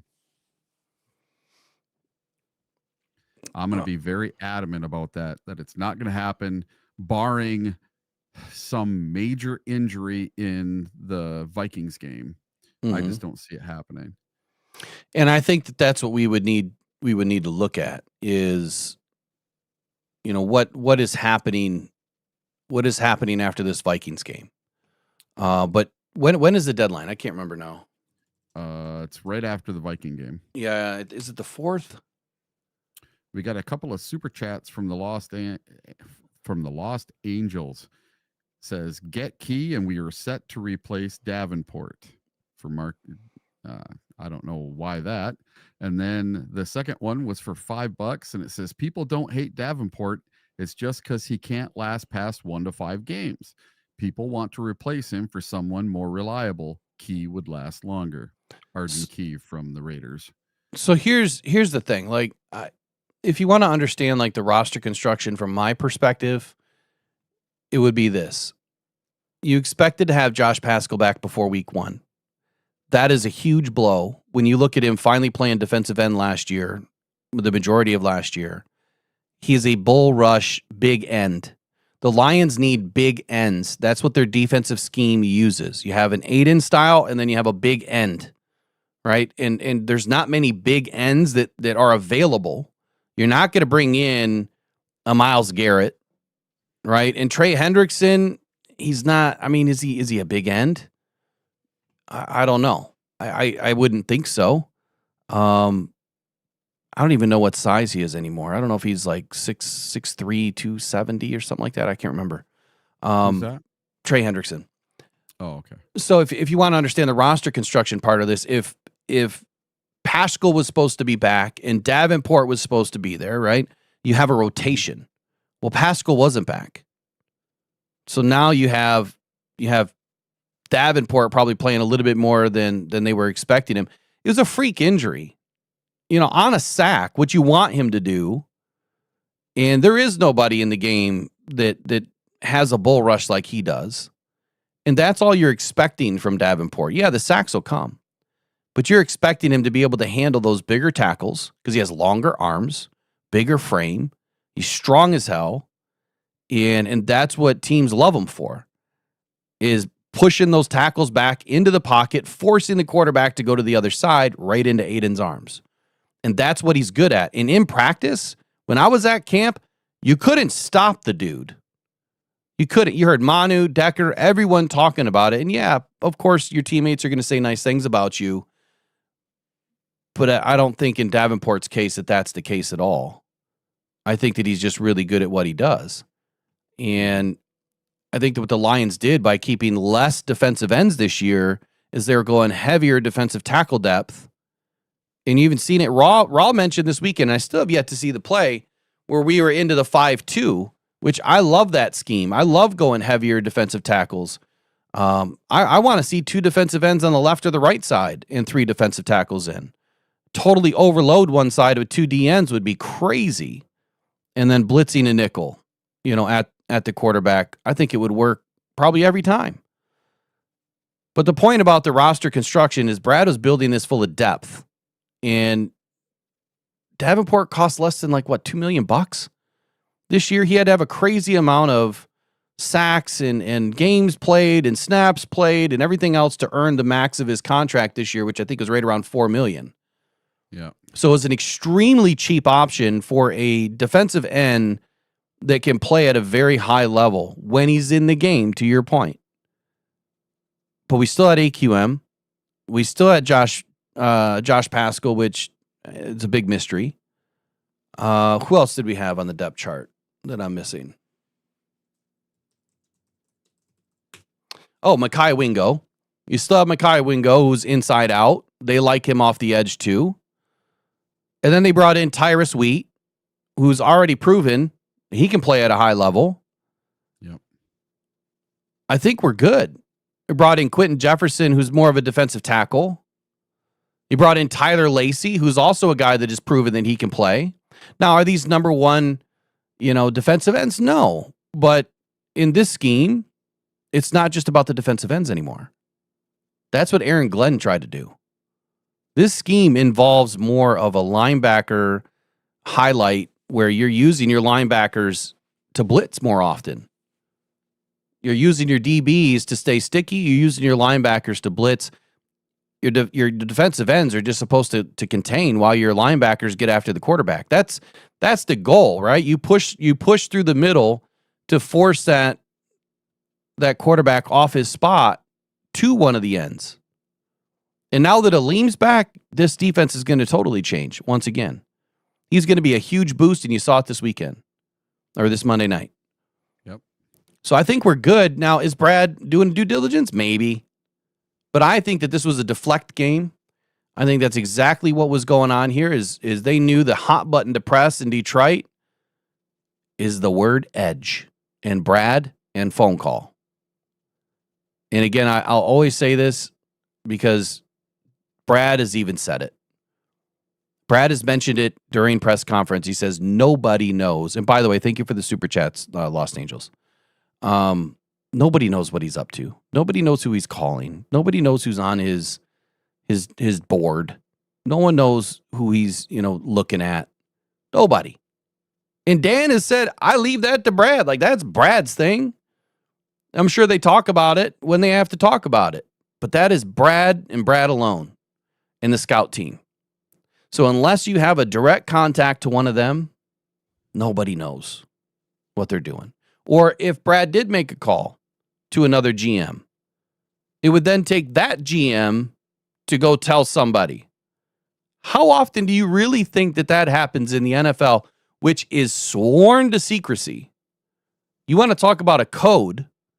Well, that's the code right there between GM to GM. I'm not going to tell people what we're talking about. Why would a GM do that? Because then if you took a phone call and you're talking to Brad about trading edge rushers or whatever the player is, and then that gets out, well, then how do you think that your player's going to feel? And you got a game coming up. That player's not going to feel too good, is he? Now, what we will notice in week 9 is what players are not playing. That's what you have to pay attention to. What players are sitting out for each team that normally play. And those are the players that are possibly in conversation between the GMs.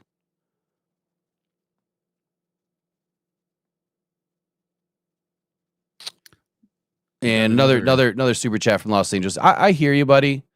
I get it. I get the 1 to 5 game thing. Look, I said all I wanted from Davenport this year was 13 games. I expected him to miss some games. And we could say the same thing about Terry and Arnold. We could say the same thing about Ennis Rakestraw. We could say the same thing about DJ Reed. We could say the same thing about Aiden Hutchinson, right? He missed an entire season after week 5 or week 6. You could make the case for anybody. The difference is Aiden has done a few things in his career so far. The difference is DJ Reed has stayed pretty healthy his entire career. But again, you could make an argument for a lot of guys that have missed a lot of time. Carlton Davis, we brought him in. He missed 23% of games his entire career. And guess what? He missed 23% of games in the one season he played for us. So it comes with the territory, man. It's unfortunate. It's football. It's violent. And that's the way it goes. I'm not going to make excuses for him. Look, he put himself through the ringer to get ready for this season and unfortunately fell funny and had some sort of what they're calling a chest injury, to answer your question earlier. It was a chest injury is what it was labeled. And that's all that they said. At least that's all that I got out of it.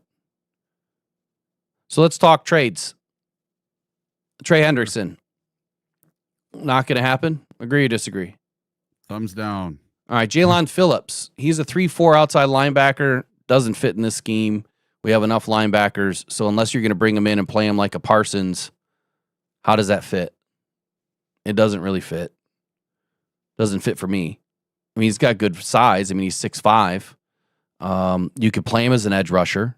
You could play him as an edge setter, even. But I don't see how that fits for me. Jermaine Johnson. I like Jermaine Johnson. He missed 15 games last year due to an Achilles injury. So would this be a cheap pickup for Brad? Absolutely. Absolutely. And it would be from the Jets. So that is one that could make sense, but he has a $13.4 million salary in 2026 on a 5th-year option. It's reasonable. He's young still. Just went through an Achilles, so the likelihood of that happening again, not very. If there's a player out there that makes the most sense, it would be that one, but it doesn't make the most sense because of the money involved. Mm-hmm. Right? And if you're looking at bringing in an edge, what are they thinking that they're going to do with Aiden then? Is my question. Are you going to be able to pay Aiden $50 million and keep him? You can't bring in another 20, 30, $40 million guy. No. You can't. It doesn't fit. So unless they're trading someone, I'm going to throw JMO's name out there just for the hell of it. Okay. Unless they're trading someone like JMO and getting rid of $27 million a year, they can't bring in another guy that's $27 million a year. Unless they're going to get rid of Brian Branch and not pay him $20+ million a year, it doesn't make sense. Unless they're not going to pay Jahmyr Gibbs or Sam Laporta or Jack. It just doesn't make sense. We're going to have a hard enough time keeping these guys. And I think that every single one of you would say all the players' names that I just mentioned, you don't want to lose. No. Arden Key out of Tennessee. He has a 57.1 pass rush grade. Again, I don't care so much about the grade. He has what? 1.5 sacks this season. He's had 12.5 over the previous 2 seasons. He's a situational pass rusher right now. On PFF, it says he has 1 solo tackle, 2 sacks, 3 assists, 0 forced fumbles. PFF rounds up often. That's just awful. Okay, so let me throw this out there. Why didn't we bring Zadarius Smith back? Because he was going to be a part-timer. Right. Situational pass rusher. Why would we bring in a situational pass rusher like Arden Key then? Unless you're okay with having, 3 guys rotate on one side, Davenport, AQM, and Arden Key, and to a lesser degree on Aiden's side, flip-flopping a little bit. Yeah, you could go with a deeper rotation. I don't know what his money is like. I have no idea what Arden Key's contract is. No. But I'll dig into this a little bit later as I get some time.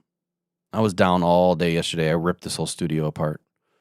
Then you have Arnold Ebiketie. I think is how you say his last name, from the Atlanta Falcons. Again, I don't see something like that happening right now. The Falcons... Here, hold on.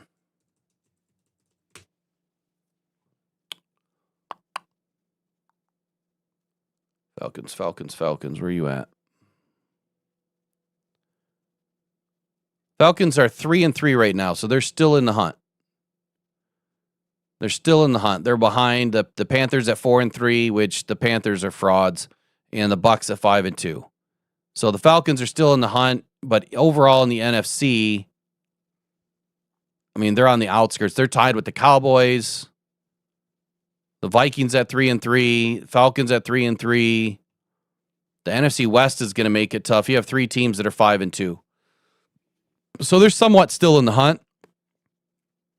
I don't know when their bye week is, but if they're not 5-3 after week 9, then I would say there's a possibility. He's only 6'2", 250, so I'm out. I'm out on that. No way. I think if the Lions were going to bring in anybody, it would probably be a left tackle. That's where my heart is with all this. I think that they would bring in a left tackle. So that's it, I guess, for me on the trade talk, unless you have anything else. Well, I really believe that what Dan is going to do is next year in the draft, our first and second picks are going to be a left tackle and an edge rusher. Yeah. That's probably 1 and 2, or in some, flip-flop kind of fashion. And Brad wants to build it. He doesn't want to buy it. He doesn't want to trade for it. He wants to build it himself with his own players. And that's the right way to do it, because when you're paying your own players what we have to pay our own players, Sam Laporta, Brian Branch, Aiden Hutchinson, those 3 guys got to get done this year. When you have to pay all those, you need cheap contracts coming in behind them. So the only way to do that is to bring guys in through the draft. So I don't see Brad getting rid of a bunch of draft capital to bring someone in on a trade. It's just not going to happen, because we need those 5th, 6th, 7th round picks so we can bring in cheap guys and try to find those diamonds in the rough like we have done. Yeah, I mean, I heard someone even saying crazy talk like, yeah, we'll give away a 2nd and a 4th for Trey Hendrickson. Who in the right mind would give away a 2nd and a 4th for Trey Hendrickson and then pay him $15 million for the rest of the season? For a half a season. Come on. Like, let's be real here. It's crazy talk. It's uneducated football talk is what it is. You don't see that stuff. Let's look at this real quick since we're on this. This wasn't on the list today, but what are we looking at? Trade deadline moves. Oh, okay. Seems to be on everybody's mind for the off week. Yeah, this is kind of we're at a perfect week, I think, for this. Oh, hey, I like what Elaine Hill says here. Eric, maybe they get a backup quarterback. Why does everybody worry about the backup quarterback so far? Goff is an Iron Man. He hasn't missed a game since his first season here in Detroit. Well, no, hold on. I think that's a good thing. Yeah, it's a great thing. Okay. And the everybody worries about our backup quarterback. What's wrong with Allen? I think we're fine with him. If he has to come in and take some knees late in games, that's fine. I like the backup quarterback option. We really need one. If there's a place that he has failed miserably, it's backup quarterback. Yeah. Hendon Hooker just didn't work out. No. Unfortunately. Hendon went to the Carolina Panthers, if I remember correctly. I think so. Another $5 super chat here from Los Angeles says, I think Brad will take Jeff Slaughter from Florida in the first round and draft a replacement for Decker in the second. Okay, so I look, I'm not well versed right now into the draft. Usually I do that in December. Highly unlikely, just for me, without looking into any of this, to see a center go in round 1. Very rare. I would say you can find most of your centers in round 2, mid-round 2 to mid-round 3. Probably where you would find them. Was Frank a first rounder out of Arkansas? I believe he was. I don't remember. I'm going to find out, though. But he played guard his first season, Yes. and they moved him over to center. Right. He was round 1, pick 20. Yeah. Now, as a guard, God, his scores are off the charts back then. Mm-hmm. But yeah, interesting, though, Los Angeles. I'm right there with you. I think that Tate Rowledge is going to stay a guard. We'll find a center, and we'll find a left tackle. And I think, I've been pounding the chest over you have to take an edge in this next draft.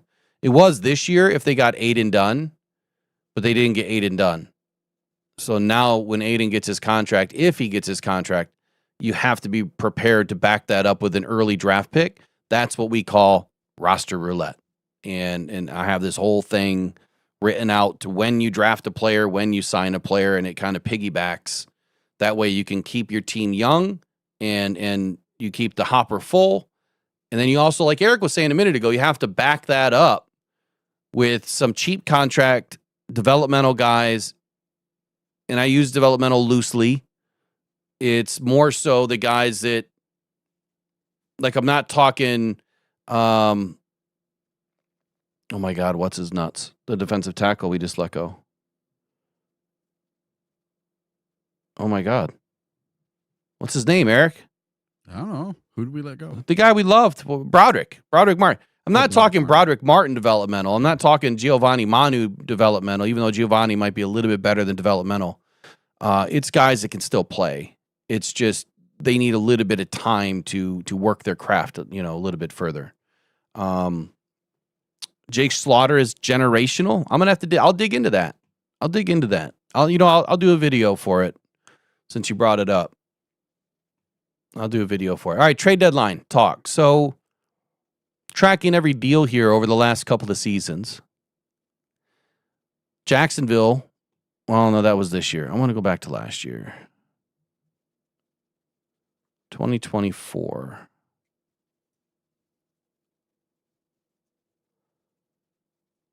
Hold on, this can't be right.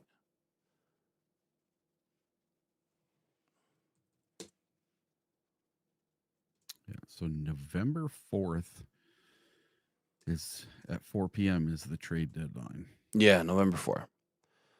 November 4. Each team's trade going back, all NFL trade. I should probably be specific. It's giving me all this MLB stuff.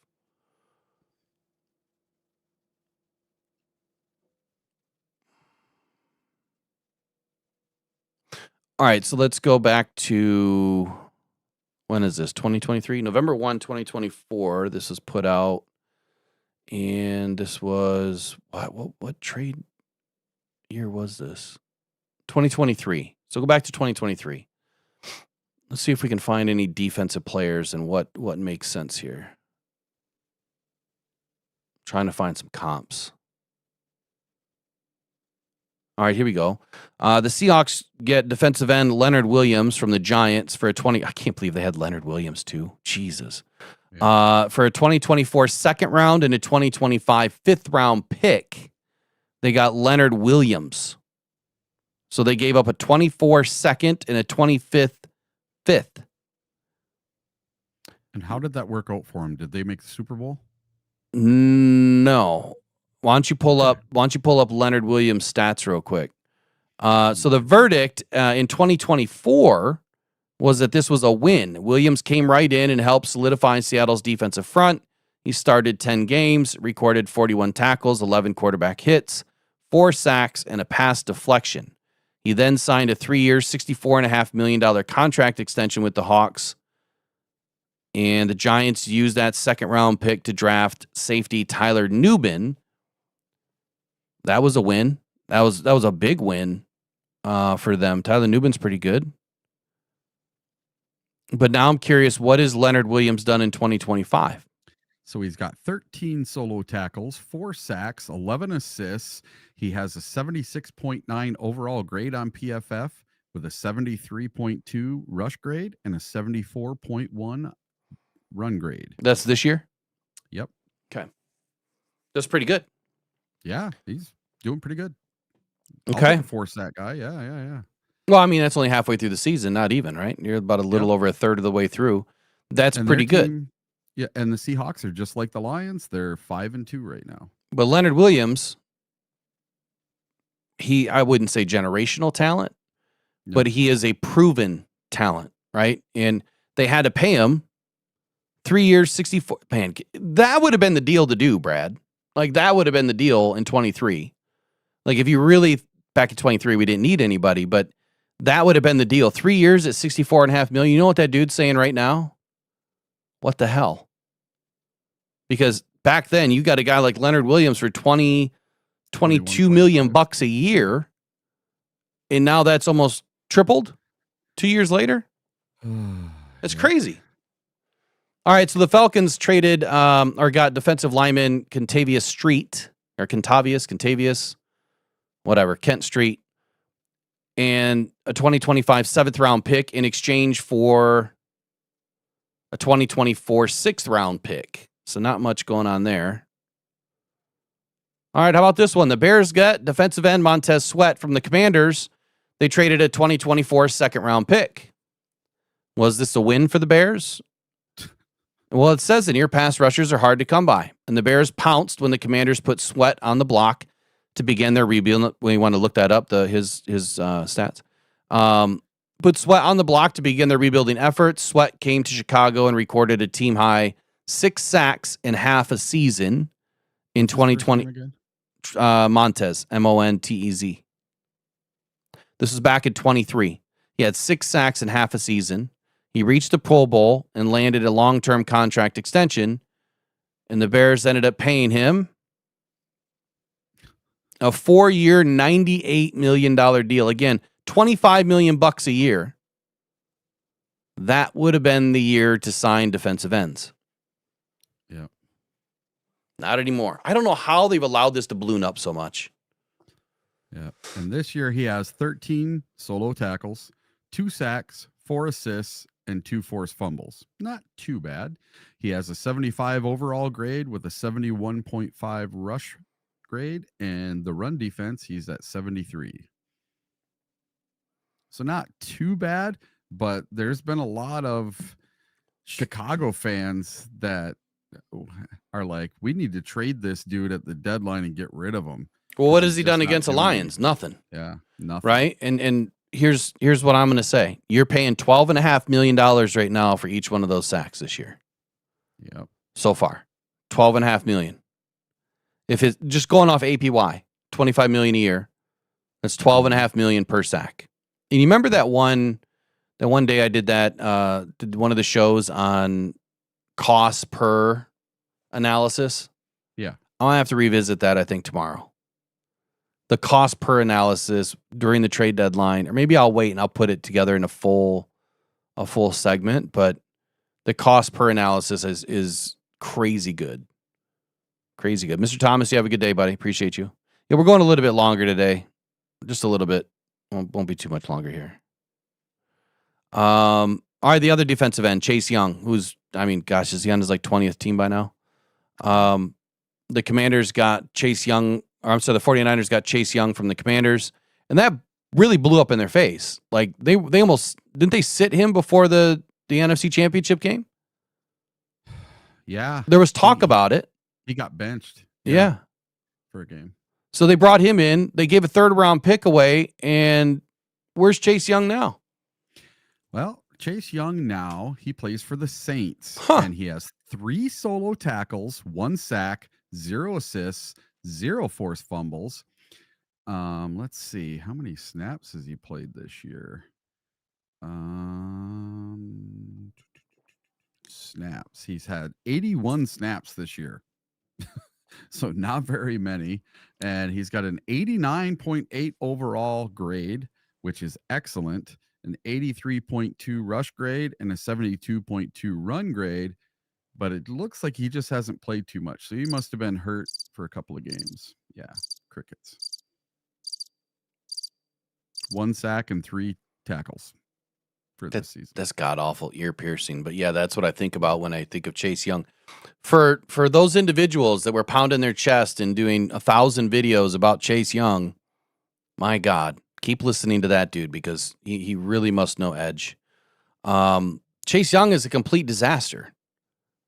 They gave a 3rd round pick and he didn't do squat. You rented the guy for a 3rd round pick and then you got rid of him the next year. Yep. This is why trade deadline stuff look, a lot of this stuff doesn't work out. It really doesn't. Very few and far between does it ever work out. And that's what we need to look at is, when is the last time someone traded for someone and then their team went to the Super Bowl, whether they won it or not, but they made it to the Rams. Super Bowl after they made a trade? We know Who was it? definitively the Rams, right? But that Who team did they was trade for at the deadline. the trade deadline. Yes.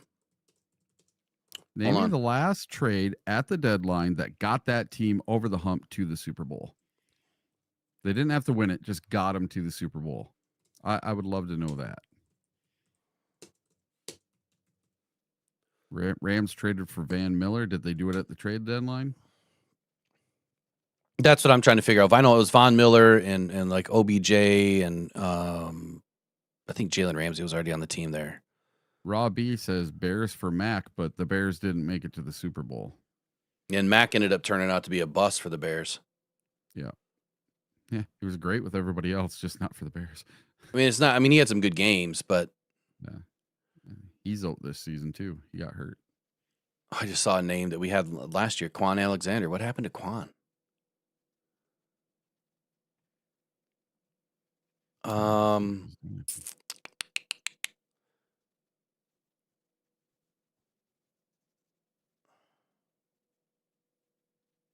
Okay, November 3rd, 2020. It was 2021, right? That's what we're talking about, 21. Yeah. Sorry, I was in 2020.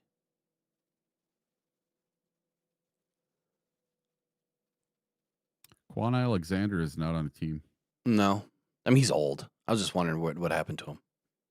Oh, he last played for the Lions. Yeah. All right, so I'm just gonna look at this article here from CBS Sports. It talks about the Los Angeles Rams being the trade deadline winner in 2021. They brought in Von Miller, so they given up a 2nd round pick and a 3rd round pick, a 2 and a 3, for a 32-year-old pass rusher. Sounds a bit rich, but the Rams literally don't care about draft picks. The Rams even tweeted they were all in after the Von Miller trade was reported. The Denver Broncos decided to part ways with the franchise icon on that Monday, but they did get a nice haul in return, as the Rams, obviously they won the Super Bowl that year. They matched him up with Jalen Ramsey and Aaron Donald, of course. And that's probably the only case that I know of in recent history. Yep.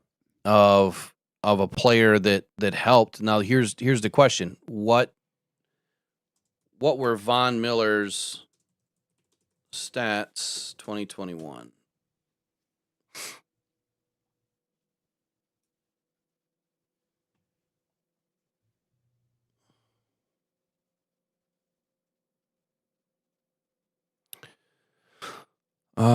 Let's see. Come on, where's it at?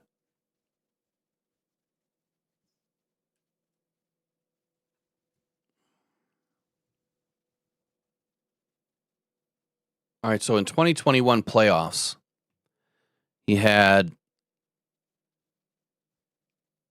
4 sacks in 4 games.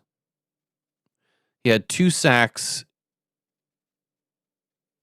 in the Super Bowl. He had 6 TFLs in 4 games, 2 TFLs in the Super Bowl. He had 6 quarterback hits in 4 games, 3 of which were in the Super Bowl. So he had a really good game in the Super Bowl. Really good game. Mm-hmm. That's a good use case. Now go the 5 years before that and the 5 years after that. Yeah, but well, not one quite. trade right? out of how many since 2021? Well, that and the other question is that trade of how many since 2015, right? That might be the only one. And so what you would say is, no, it doesn't work. It's never worked. And few and far between does it ever help your team. When you look at the Lions and you look at how good they are and how deep they are, for me, it's you need to keep the main thing the main thing. And right now, without an offense, you have nothing. If they do not have a solid left tackle, if they have to continue to battle with Taylor Decker, I mean, the phrase that really got to me the other day, Eric, is Dan Campbell said, "Well, I think that there's still strength in that arm." Like what? You think that there's still strength in his left arm because of the shoulder injury? Like that is not good. If they're questioning the fact that he even has some strength in it, and he always says we need to get it calmed down, which would be the angry inflammation. Maybe a couple weeks will do him some good. A lot of therapy, some cupping, whatever. Do something. We need a left tackle. And I'm not saying that I want to replace Taylor Decker. I'm not saying that. I'm saying that we need to go out and find a better left tackle than Dan Skipper. We need to go out and, Giovanni Manu's done for the year. And I don't know that he would even have been right for this team to go into the postseason. Without a left tackle, we are effed in the playoffs. Yeah. What was Gio's injury? Knee. Yeah. So did he have an ACL or? Oh, he was a knee. I don't know. Oh, okay. They just listed it as a knee. I never heard. I didn't really follow closely, but he was placed. I wonder if it's something that'll keep him out probably into training camp next year. I don't know. It's probably PCL, MCL, something. Because if it's an ACL, he's going to be missing camp and all that kind of stuff.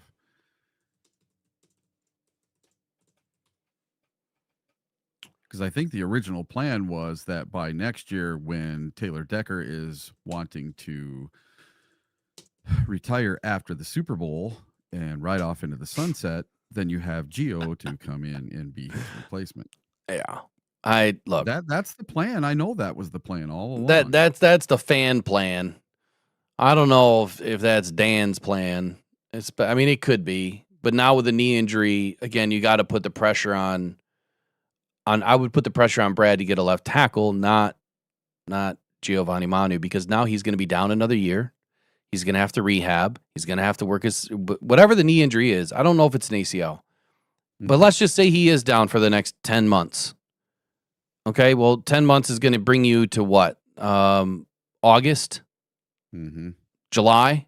So just before training camp, he could be ready. I don't want to risk it.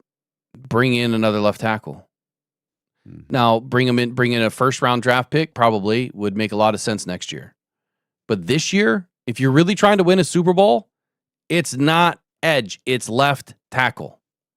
And I don't care if Decker is healthy today, it just takes one more thing to happen, and he's going to be done for 3, 4, 5, 6 games.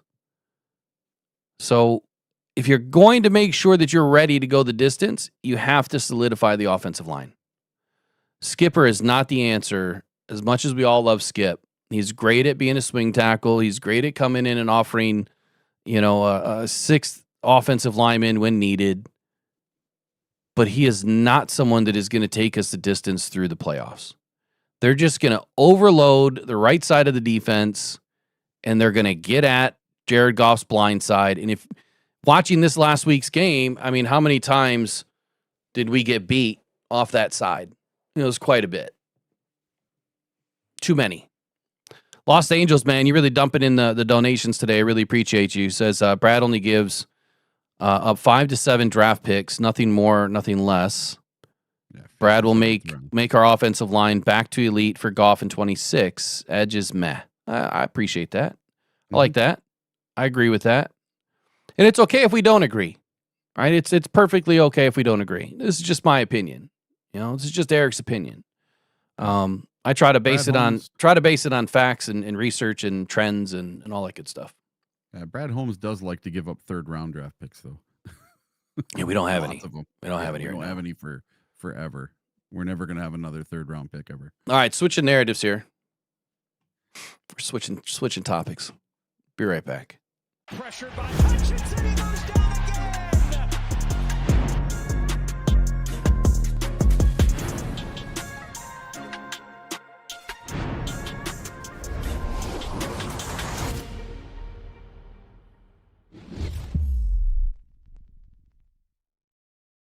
All right, so one more thing on offensive line. Well, we're going to step away from trade deadline for now, for today. But I wanted to look at the offensive line rankings. Like, how are the Lions doing, over the last couple of weeks, last couple of games? And would you be surprised if I told you that they moved up 3 spots? Wow. They moved up 3 spots. So someone's liking what the Lions did. Now, having Dan Skipper in, Taylor Decker in this past weekend, it did help. Right? It did help. But here's what PFF had to say. Taylor, Detroit's offensive line allowed 7 pressures to the Bucs, which doesn't make sense to me. I've seen way more than that on other areas. None of which were sacks on 34 passing attempts. The front's 89.7 PFF pass blocking efficiency ranking ranked 8th this week. Left tackle Taylor Decker returned to action following his injury and was quickly back to his best. The Ohio State product gave up just 1 pressure and earned a team-high 87 PFF pass blocking grade. I do not agree. Watching the film, I see something totally different. Obviously, they say that Penei Sewell is the best player. I mean, he played out of his mind. Penei was incredibly, incredibly good. Did you see the play where he clubbed number 5? I don't know who number 5 is for the Bucs. I forget. Yeah, I did. Yeah, it was N'Kobe Dean. Yeah, that's who it was. And oh my God, and the one arm took him down. Oh, dude, just left arm swiped him and boom, just pushed him off to the left, and it was just enough to. I think it was just enough off to the side that it was a legal play, and I know a lot of people. Oh, that's an illegal play. You can't do that. Well, he just saw. Called a flag. I went through the rule book. Yeah. And had it been through the between the shoulder blades of the back, it would have been an illegal play. But because he got his hand on this side of his shoulder, it was illegal. Yeah. It was legal play, which is why they didn't call. It just looked bad. Because it looked like a punch more so than, a very long arcing, reaching, swipe, if you will. You know what I'm saying? Yeah. Yeah. So on this offensive line, when you're looking at grades, Glasgow is just the worst graded lineman on this whole thing. And I think Glasgow, just like Taylor Decker, he's held together with popsicle sticks and Band-Aids. I don't think he's the healthiest this year either. And he wasn't last year. So center and left tackle would be my most worrisome spots on this roster, because who's behind Glasgow for a center and who's behind Taylor Decker for left guard. Those would be my 2 that I would worry about the most. But looks like we have, out of our 5 offensive linemen, there's only 1 that has horrible grades, and that's Graham Glasgow. PFF gives him a 62.6. Everyone else is in the green. He's in the yellow. He's not like horrible, but he's not great either. And I noticed a lot of pressure, especially from Vita Vea, coming up the middle on almost every play the other night.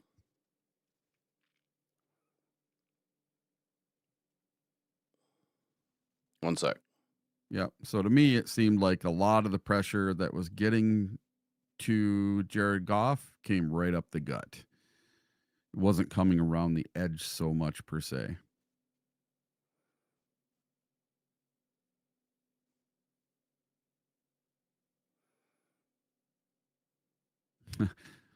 John says there's 64 starting tackles in the NFL. Skipper is rated at 76. So, yeah, he should be. But it was nice to see at the game, and I think this is going to happen soon. You heard it on four separate occasions. Dan Skipper reported. Crowd went nuts, right? I think one of these times, Dan Skipper's actually going to get the pass again. So I'm wondering if Johnny Morton is brewing something up for later in the year.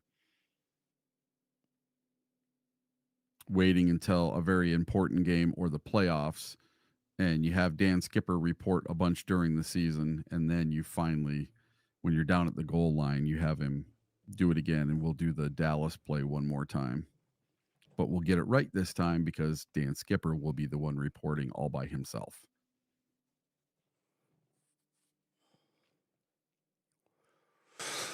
Okay. Washington's at number 9, Lions at number 8 for the offensive. I'm sorry, Lions at number 7 for the offensive line rankings this week. Are you concerned about the offensive line going forward? I know we're talking about Taylor Decker here and the possibility of the injury if it continues to linger. I have a little bit of a different take on what PFF is saying here about Taylor Decker. When I watch the film back, I see something that it's not perfect. Obviously, we know that. You can tell that he's hampered by something. The issue is the injury for me, and the issue is he was beat more than one time. Now it may not have registered a sack or a pressure, but he did get beat pretty cleanly on a couple of plays. Mm-hmm. So that is my biggest concern moving forward. My biggest concern is just health, but we have a week to heal up now. The players are off for a full 5 days. They get to just go relax, go do their treatments. We have 11 days until we play another game. So these players getting healthy right now, that's the biggest thing. I don't know. We don't have any offensive linemen that are on IR or coming back. It's almost all defensive guys. So I don't see any replacements or not replacements, but some guys for backups coming back from injury on the offensive side.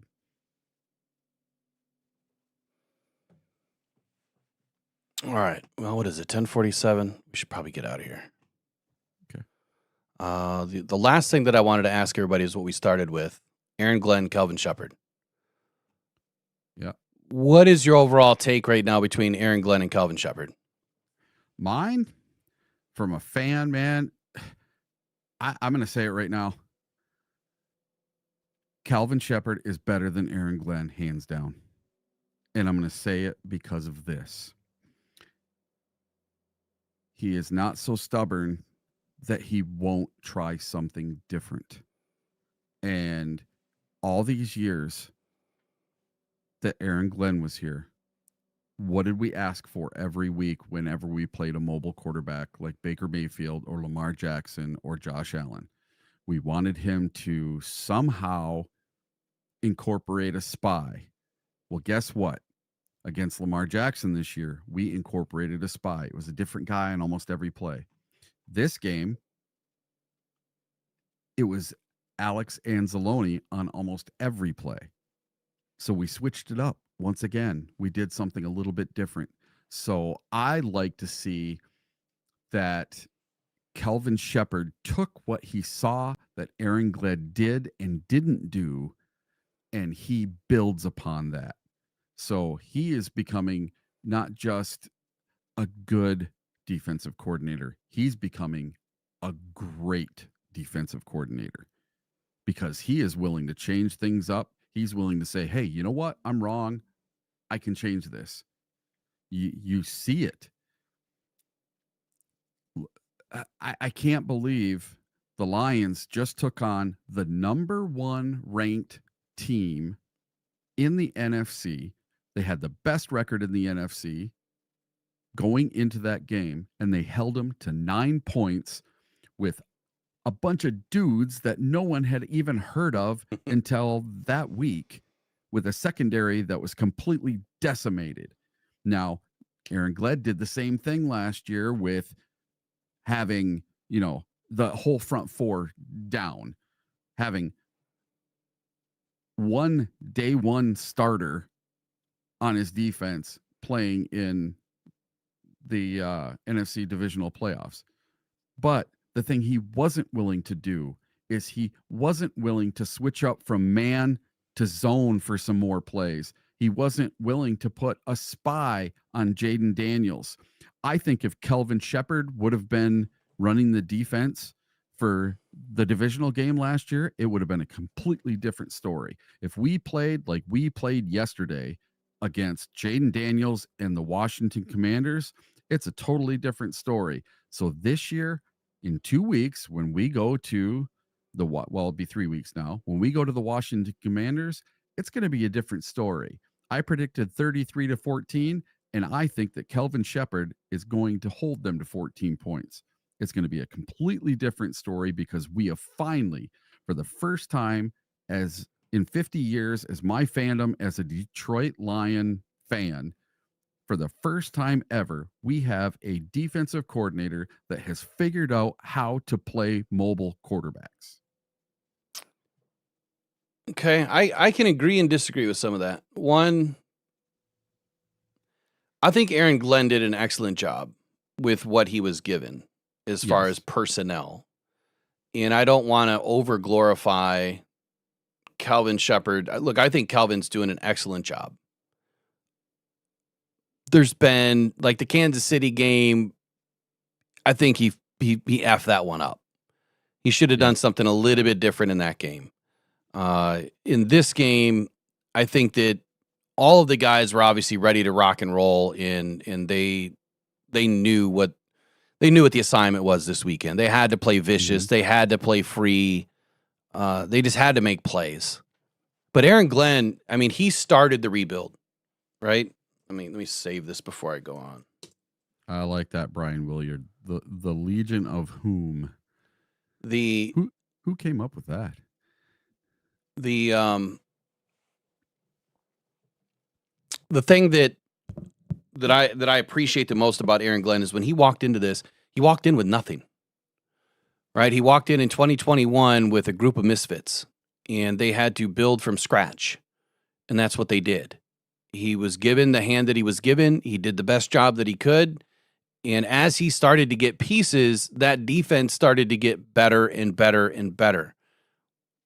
I can't give full credit to Calvin Shepherd for this past weekend. I'll explain why. But had Aaron Glenn had another season in Detroit, I think that things would have been even better for him. There were some clear mistakes that he made, and I think that he couldn't get out of his own way. If you know what I mean, like he was so stubborn with certain things, at least from a fan's perspective, even without analyzing scheme or anything, that Aaron Glenn made some huge missed calls, especially against the Commanders. Everybody should know you don't blitz an RPO. And for those of you that think you should, the proof is on tape now. Like, go look at every game last year against Washington. And then look what they're doing now against Washington. It's totally different how they're playing Jaden Daniels or even Jalen Hurts or anybody else. Aaron Glenn, where I'll disagree with you, is I think Aaron Glenn did an excellent job against mobile quarterbacks. It didn't start that way in 21, even in 22. Like, Fields crushed us time and time and time again. But as you started to put some pieces together, we were holding mobile quarterbacks under 30, 40 yards a game. Yeah. And we were, I mean, so for the last couple of seasons, I think Aaron did a really good job with that. Now you take, to your point, things that we've discussed many times, is Calvin Shepard gets handed the keys to a team that is loaded. Yep. Right? Absolutely loaded. Calvin watched from behind Aaron Glenn. Okay, he did this. Would I have done the same thing? What would I have done differently? And that's where I think Calvin had kind of a head start this season, is he already knew some of the things that were not working with these guys and some things that were working with these guys. And I think that he kind of molded this defense to say, all right, I'm going to go back to what Aaron Glenn said from the very beginning. We're going to put these guys in a position to win. We're going to utilize their strengths of what they do well, right? That's what he said from the very beginning. Did he actually do that? Maybe, sometimes, but it seemed like as we kind of progressed, he didn't. And he was putting guys in positions to lose. He was not putting them in a position to win.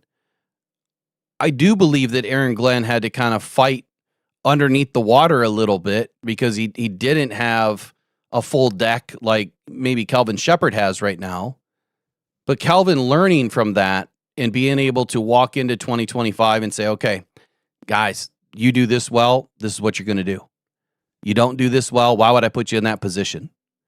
You know, if this scheme is too difficult, then we're going to go to something different.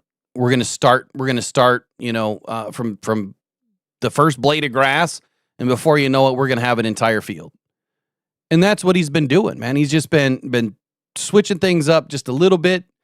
Aaron Glenn ran a ton of man, and we did this past weekend too. Like it was 56 man, 44 zone, which was a lot more man than I expected. But he didn't put his guys in a position to lose. And the fact that Calvin Shepard just walked into this game with all new DBs, I can't give him the full credit for what just went down. I can't. I have to give some of that credit to Deshea Townsend. Deshea Townsend, being the cornerback coach, the DB room coach, is, I mean, he's coaching at a high level. You just had all of these new guys come in and you got them ready to go. Now, obviously, Calvin's a big part of that defensive scheme. But if you've listened to what Calvin said this year a couple of times, it was, I don't need to go into my rooms with all these individual guys and listen to what they're doing or overcoach them. They have their room. They're going to do their job. I'm just going to trust that they're going to do their job. I don't have to worry that the words that I'm speaking to my coaches aren't getting filtered to the players.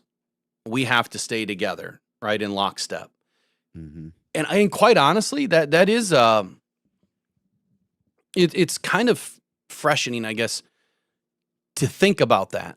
That I never realized throughout the NFL that maybe there are some rogue positional coaches that maybe they feel like, oh, I'm better than the DC or I'm better than the OC. I think we should be doing this. And you know what, guys, we're going to do this differently this weekend. And they're calling something maybe within the scheme, but it's kind of a different method, right? Different tact. And it doesn't work. And we saw that with Aubrey Pleasant, right? Aubrey Pleasant was not doing what Aaron Glenn wanted him to do.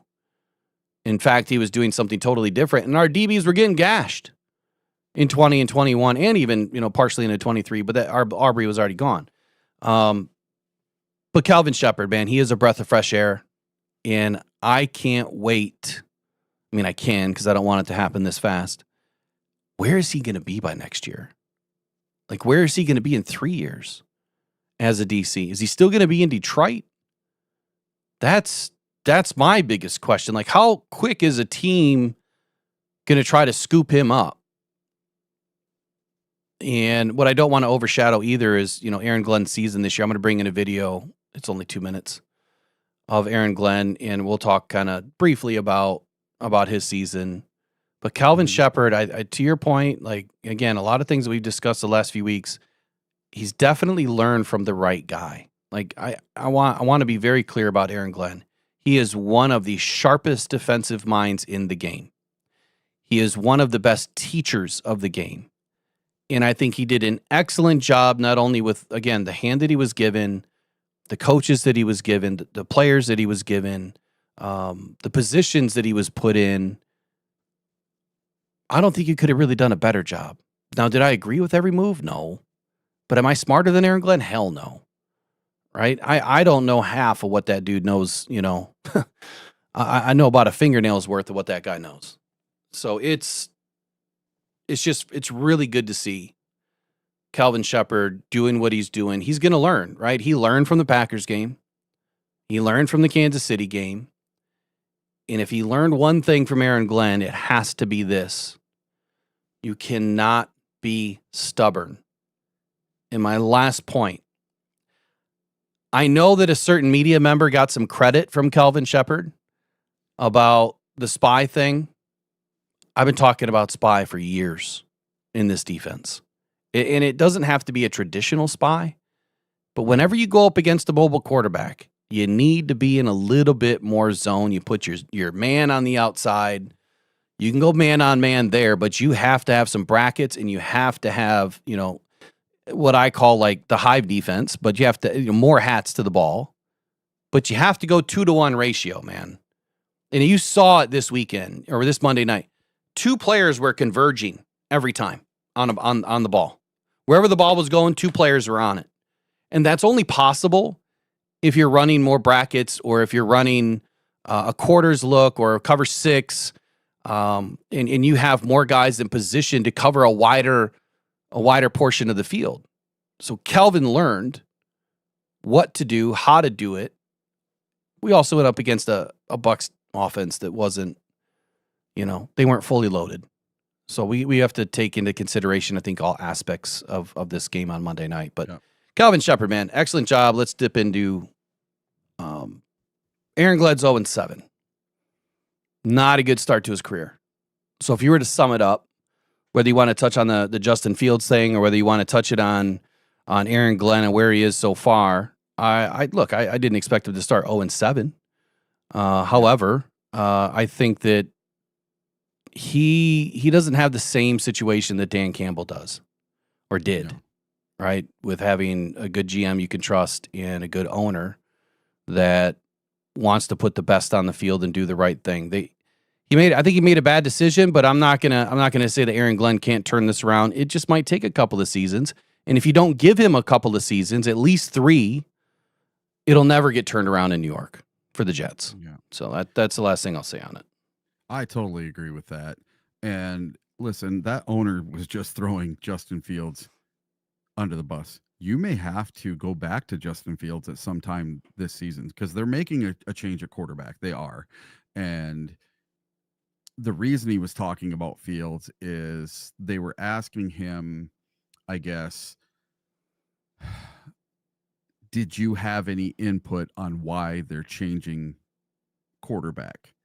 You know, and he basically said that no, it had nothing to do with me. I don't tell the coach who the quarterback has to be. This is the coach's decision. And it sounds like they're going to make a switch at quarterback. I don't know who their backup quarterback is. But Justin was hurt for 1 game, I believe, and had to miss 1 game. But he's right. They need to have a quarterback that can complete a pass. Now, Justin Fields hasn't thrown a pick this year, but he hasn't won a game and he hasn't thrown many passes. His stats are absolutely atrocious for this year. So I have to say I was wrong about Justin Fields. He is not better than Caleb Williams. So there it is. I'm wrong. I own up to it. I'll eat that biscuit. Real dry and not very tasty. Eat some crow, you know. So they're going to have to fix their quarterback issues, but I think they also have some wide receiver issues. You know, they have Wilson and that's it. That's all they have. But that's not making excuses. You got to play with who you have. You got to coach them up. You got to make it go. And they've been close on a few games that they were really close to beating the Steelers. I think they're going to turn it around. And Dan Campbell in his first season went 3-13-1. I'm going to say this right now. I think that Aaron Glenn and the Jets win more than 3 games this season. So there's my bold take for the day. Aaron Glenn and the Jets will win more than 3 games this year. I wish Aaron Glenn nothing but the best. I wanted him to have a better first season than Benjamin Johnson there. Benjamin Johnson. So the Jets backup is Tyrod Taylor. I would take Tyrod Taylor every day over Justin Fields right now. But is it okay? So is it totally Justin Fields? I mean, who's the offensive line? Oh, who's the OC over there?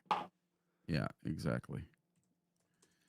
He's the former Detroit Lions tight ends coach, Tanner Engstrand. Okay, so there was a lot of conversation, if you remember, during the preseason. The off season, where a lot of people were saying Tanner Engstrand should be the new OC. I never thought so. I didn't know if he was ready or not. Had no idea, but I didn't think that was going to be the best option. I didn't know John Morton was an option to come back, but I would have thought that they would have gone with somebody that was a little bit more mature, we'll just say, in their tenure throughout the NFL. Yeah. But outside of that, it is what it is. He's living through. He's gonna have to fire somebody, and if I would fire somebody, it'd probably be Tanner Engstrand. Yeah. I just don't think that Tanner has the experience and again, I wouldn't put everything on Justin Fields. I think you have to put some of it on the scheme too. And the players, man, he doesn't have a full boat yet. He doesn't have a full boat. He could still end up with a better record than Ben Johnson. He could still end up with a better record than Dan Campbell's first year. Yep. There's still time. But anyway, appreciate you guys all joining us for the long show today. It's not normally 3 hours, and I'm absolutely gassed. So, Eric, good to see you back. Be rocking and rolling back here tomorrow. We'll get started on time tomorrow. We don't have a game this weekend, so we don't have any prep to do, which means I got to figure out, I didn't plan too well for the bye week, to figure out what to talk about, but there's always plenty. And we do have trade deadlines, so I'm sure we'll get into some of that stuff too. So anyway, appreciate all you guys. Thank you again for hitting 12K.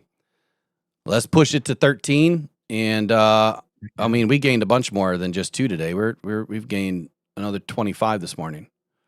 Oh, nice. So appreciate all of you guys. We'll be back at it tomorrow morning, and I'll get everything updated on DetroitFootballJournal.com.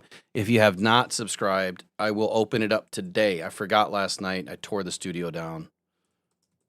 So I'll get that opened up today. All right, you guys take care. Go and probably go Detroit Lions. Until the next time, we'll see you. Adios. Pressured by Hutchinson.